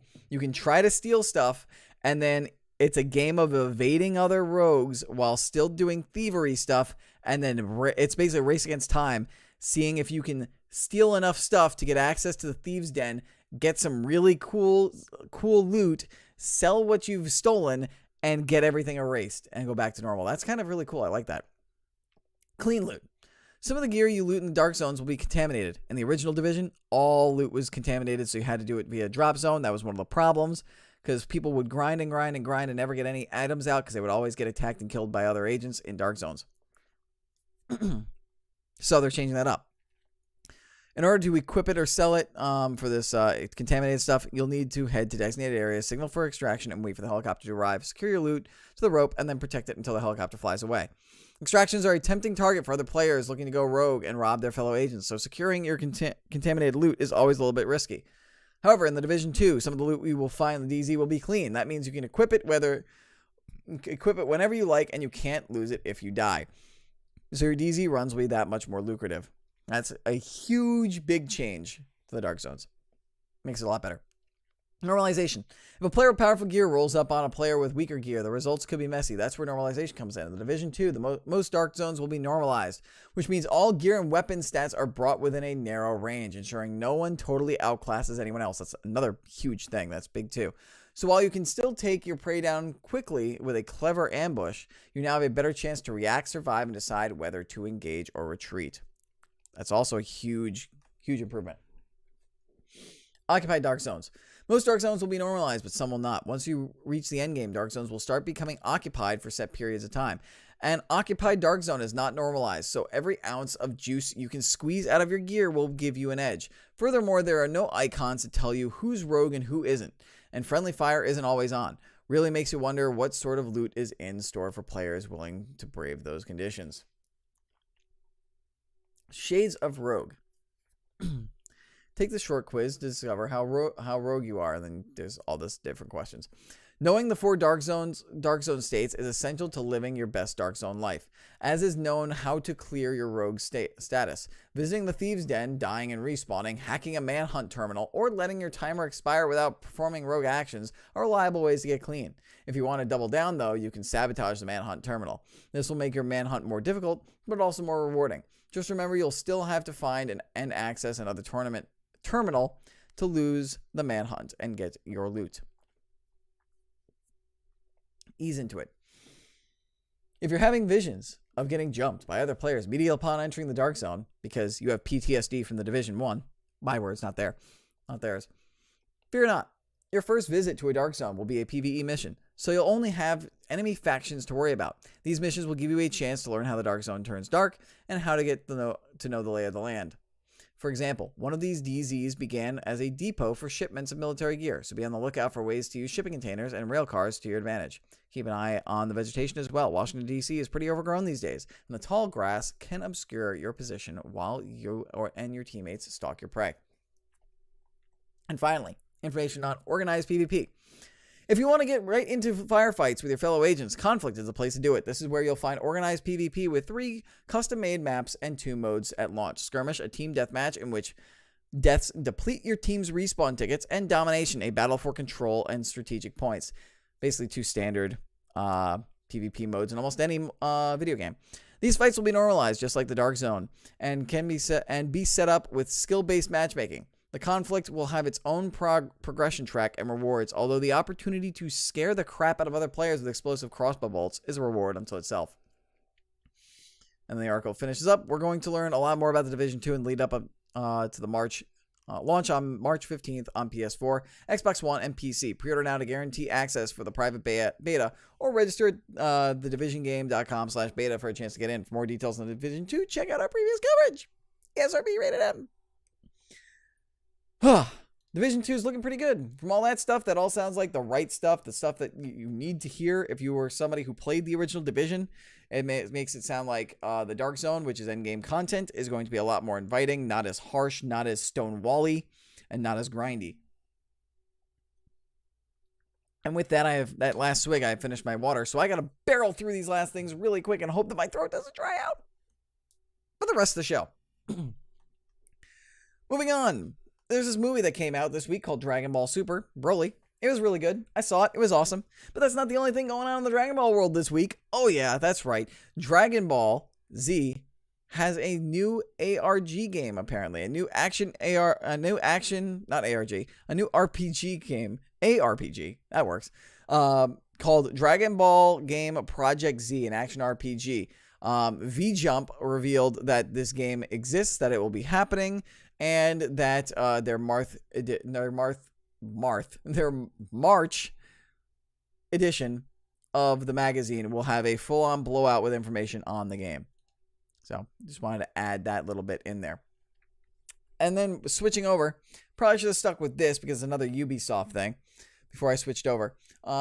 There was recently some controversy surrounding Assassin's Creed Odyssey and its latest DLC. Its latest DLC episode of Legacy of the First Blade Part 2, Shadow Heritage, made players who are playing as Cassandra and Alexios enter into a heterosexual relationship with a character, and which led to the birth of a child.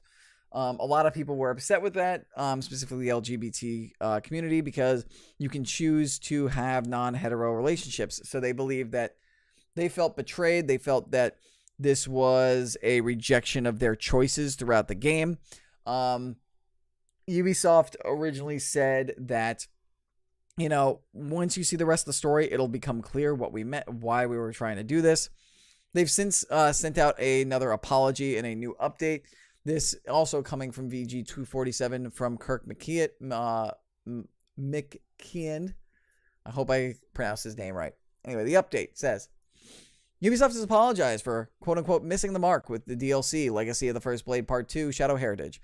According to creative director Jonathan Dumont, players will not be forced to engage in a quote-unquote lasting romantic relationship with the DLC character. While the player will engage in procreation to carry on the assassin's bloodline, they can choose to move forward. They can choose to move on afterward or continue the relationship. Obvious spoilers for Bloodline DLC to follow in the full statement from Dumont. So let this be a spoiler warning to anybody who doesn't want to get spoiled on this thing from Assassin's Creed Odyssey, who hasn't played the First Blade DLC, the Legacy of the First Blade DLC or whatever. Skip ahead about 2 minutes. I'm going to read through this real quick. You've been warned. I'm giving you plenty of time. Get out now. The statement from Dumont says, reading through player responses of our new DLC, Legacy of the First Blade, Shadow Heritage, we want to extend an apology to players disappointed by a relationship your character partakes in. The intention of this story was to explain how your character's bloodline has a lasting impact on the assassins, but looking through your responses, it is clear that we missed the mark. Alexios/Cassandra, realizing their own mortality and the sacrifice Leonidas and Myrine made before them to keep their legacy alive, felt the desire and duty to preserve their important lineage. Our goal was to let players choose between a utilitarian view of ensuring your bloodline lived on or forming a romantic relationship.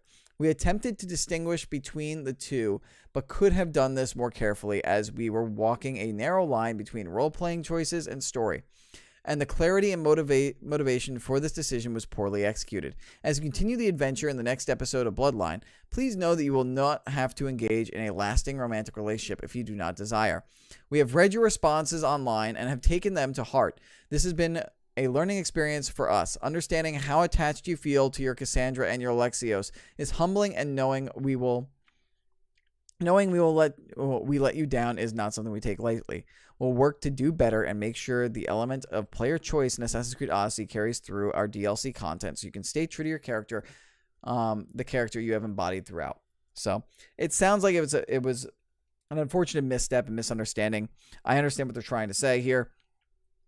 Basically, the characters realized they needed to procreate, and in order to further that strong lineage and that strong legacy, given the sacrifices made in the game by their ancestors, because I believe you're the grandchild of King Leonidas.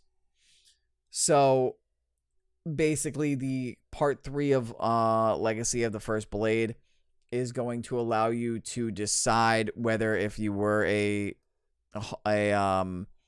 gay lesbian character with Alexios or Cassandra, that you basically just did it as a means. You engaged in this relationship and created this child just so you could further your line, and it was a way that you could have a child, since you can't have a child through homosexual relationships. Or if you want the next part, you can go ahead and continue and pursue that as a romantic relationship. So I kind of see where they were coming from a storyline perspective, but I also see where both sides are coming from, and it was just an unfortunate situation. But props to Ubisoft for giving what I feel is a heartfelt apology and attempted explanation at what they were trying to do. Almost there, getting close to the end.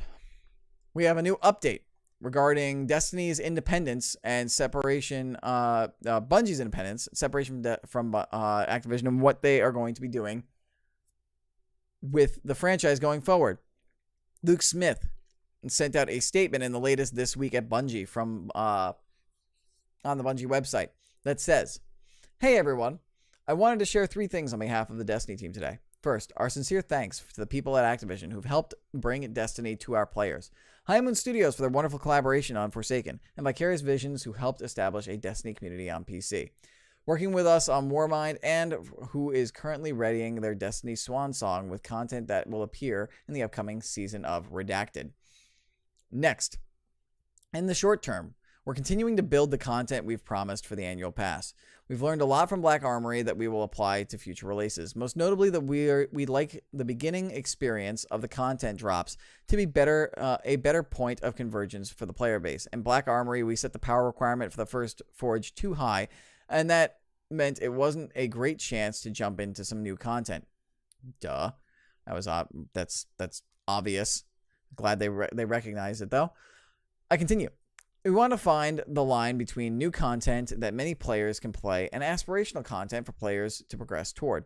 We're exploring improvements to catch up mechanics for players in upcoming seasons. Last, long term, Bungie is committed to Destiny. We created the universe and we hold its future entirely in our hands. The vast majority of the team is hard at work envisioning future experiences, enemies, and ways to play the Guardian you've been building since 2014. We're going to keep doing that. We're thinking about what it means to be truly independent, what it means to self-publish, and crucially, what Destiny's future can now look like for our players. It was a busy fall, and it is going to be a busy year. When I look ahead and think about Destiny and where it could go, I see a bright future with roots in a memorable past. Not everything has been lost in the dark corners of time. See you soon, Luke. So this was a reassurance to fans that even though we're independent, doesn't mean we're going to be making new IPs. We are focused on Destiny. We separated so that we can have sole control of Destiny and do what we want with Destiny. There will be a bright future to come for Destiny. As a Destiny fan, that makes me very happy. All right, we got a couple more. This is the last actual gaming story that I wanted to touch on, a story that affects the gaming community, and then we're going to close out the show. This one's really quick. From Mike Fahey on Kotaku, there's a report that there's a new Power Rangers game coming. It is a fighting game. It's coming in April. This story has a trailer as well, which I think I checked out really quick. The story says, coming in April from Enway, the developer and publisher for mobile fighter Power Rangers Legacy Wars, Power Rangers Battle for the Grid pits Rangers and villains, old and new, against each other in a battle across PlayStation 4, Xbox One, and Switch, and eventually PC. Enway's teamed up with Hasbro and Lionsgate to tap 25 years of Power Rangers history for Battle for the Grid. According to the official announcement, the fighting game eschews complicated controls in favor of a more simplified system, stating, "The depth is knowing when to strike, not how." Sounds like a variation of a mobile fighter to me, says Fahey. The game will launch in April for the Switch, Xbox One, and PS4, with cross-platform play enabled across all three platforms, and a PC version coming at a future date. Cross-platform! May not be a deep fighter, but cross-platform. I'm all for cross-platforming titles. Power Rangers Battle for the Grid will cost $19.99 with a special collector's edition with extra skins running $39.99. So, sounds like it'll be a basic fighter, but it's Power Rangers, so I'm probably going to keep an eye on it. If you're a Power Rangers fan, you might want to keep an eye on it too. That's why I included it, because Power Rangers are awesome. And then the final bit of news I want to talk about today is some unfortunate news regarding Machinima. For those of you who know Machinima, they have millions upon millions of subscribers. They own an MCN, which some people I know may still belong to, used to belong to at least. The YouTube channel seems to have been gone. It isn't erased, but all of its videos on the channel have been set to private. The report on this story coming from Kotaku, I'm going to refresh it to make sure there haven't been any updates since I recently started this, because this broke today at 1:25 as I was doing research. Story coming from Kotaku from Zach Zuizen. The story says, with no public announcement or advance warning to many creators, the entire Machinima YouTube channel was effectively wiped from the internet recently. All videos on the channel are now private, making them unable to view. The news quickly spread across social media, with fans and creators sharing their stories and information about the shutdown using the hashtag RIP Machinima. News of the videos began to spread yesterday, but it's unclear when the switch to private happened. Many creators seem not to have been aware that their videos would be set to private. Otter Media really just went and deleted Machinima. This is a quote from Jeremy Acevedo. a former creator and employee of Machinima. Otter Media really just went and deleted Machinima. Happy Hour, Respawn, Realm, Prime, Inside Gaming, etc., everything. Other former creators were shocked to find years of videos now gone. Kale Anonymous, spelled Khail Anonymous, a former creator at Machinima, tweeted, "Wow, y'all making me emotional with hashtag RIP Machinima. Sad to see the catalog go, as many have already said Machinima was a special place filled with amazing people," said former creator Matt Danovic. Back in December 2018, AT&T moved Machinima under their Otter Media brand in a restructuring that also saw layoffs across Otter Media. Otter Media is made up of other companies, including streaming services like Verve and Crunchyroll. In early January, shortly after the restructuring, the longtime Machinima creators like Maximilian Dude were let go. Wow, I can't believe this. I remember seeing something about this, but I didn't realize how significant this was. Other creators were let go or sent letters informing them they were being moved to Full Screen, another media company founded in 2011, which is owned and operated by Otter Media. For many fans, the news feels like the end of an era. One of the old YouTube giants now gone, which is devastating after what happened to Defy Media. Quote, "I cannot begin to understand the motivation behind nuking every official Machinima channel. That's like 7 years of core gaming content gone forever," one fan tweeted. "It's so weird now that I'm going to be a part of that generation of people that will say, 'Remember Machinima?'" wrote another user. Using the hashtag RIP Machinima hashtag, others reminisced about their favorite creators and derided the decision to set the channel private. What will happen to the Machinima channel and all the videos is unknown at this time. The channel currently has 12.3 million subscribers. Kotaku reached out to Machinima for comment, and they got a statement from Otter Media, and the statement says, "We are focused on creating new content with the Machinima team, which will be distributed on new channels to be announced in the coming months. In the meantime, the Machinima network of creator channels continues to showcase the talents of the network. As part of this focus on new content, we have pivoted from distributing content on a handful of legacy-operated channels." So basically, Machinima is dead. Don't know why, but Otter Media decided that they didn't want to keep the Machinima brand around anymore, and they are now making all of its entire library private and diverting its team to make content for new channels, probably so that way they could rebrand Machinima in its own image. I don't know why they would do this. I think this is a terrible decision. Machinima has been a stalwart of the internet and of YouTube for well over a decade. And it's unfortunate. It's sad. I used to know some of the old Machinima guys when I first started out in the game business. And it just sucks. I just hope that their network, that if they still have their MCN, that the creators, which sounds like it does because they said the Machinima network. So I hope like people from the MCN who are much like don't end up like the people who are in the Defy Media MCN. It doesn't sound like they went bankrupt and they're not going to get their money. I just hope that the MCN just doesn't dissolve without notice, and then all these creators are SOL and have to find new MCNs. But it's rough to see this happen after what happened so soon after what happened to Defy, and it's unfortunate. It seems like it's a sad time for gaming content on YouTube or creator content on YouTube, and for MCNs. And Big Steve says, "Money the reason anybody does anything." The thing is, I don't even know if this is a good business move, because you're eliminating Machinima, which you own. Like, it's not like you don't own Machinima. You own Machinima.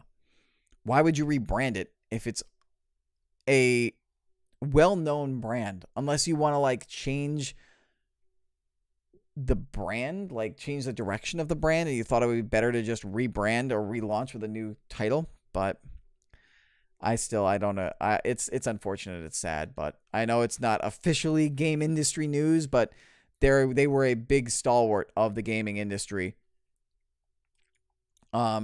And they played a heavy role in YouTube and just the internet for gaming for a long, long time. So I felt it had to be discussed and alerted. People had to be let known.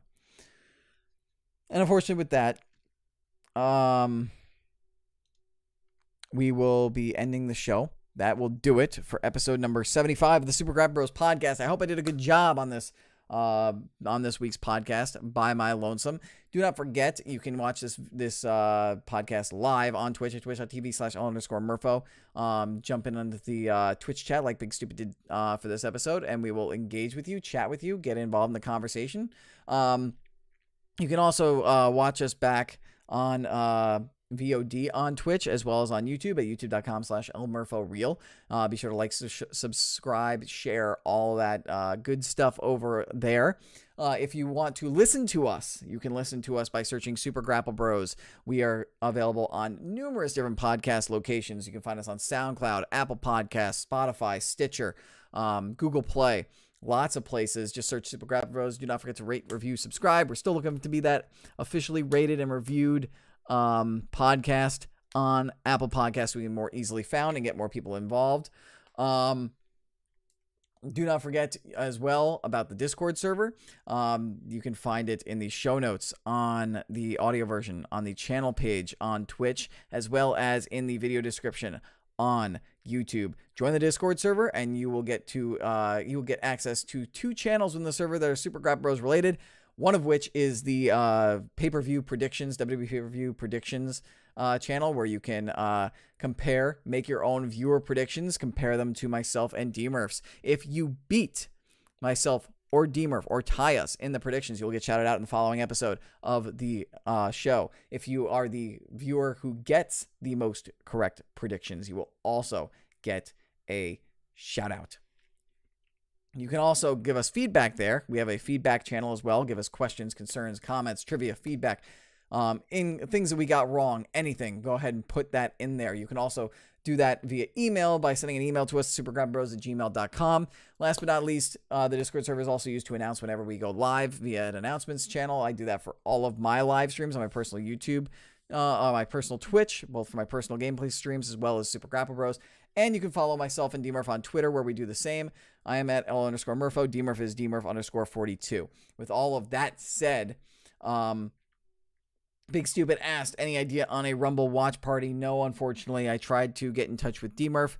I sent him a text last night about whether or not he'd be able to do the episode today. He said no because of the stuff he's doing with his wife for her birthday. And then I tried to give him a call to try and figure out stuff like Rumble predictions and a Rumble watch party. He did not answer, and I'm waiting to hear back from him. I might have to give him another call. When I find out, I will let you guys know in the Discord server. So again, another good reason to join that Discord server. I will give updates on a potential Rumble party and the Rumble predictions watch show, the Rumble predictions show of the podcast.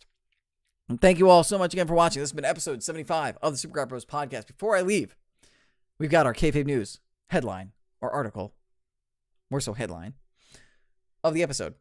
And this article says, seeking a PG rating, WWE Network overdubs all instances of Suck It to Love It. Because you gotta show some love. Gotta show some love. Gotta get that PG. Get all the viewerships. Get all the viewers. Thank you guys so much for watching. That is it for this episode. Peace. Deuces the deucey deuce. See y'all next time. Laters. Bye now. Bye. Bye. Bye. Bye. Bye. Shut up and sit down.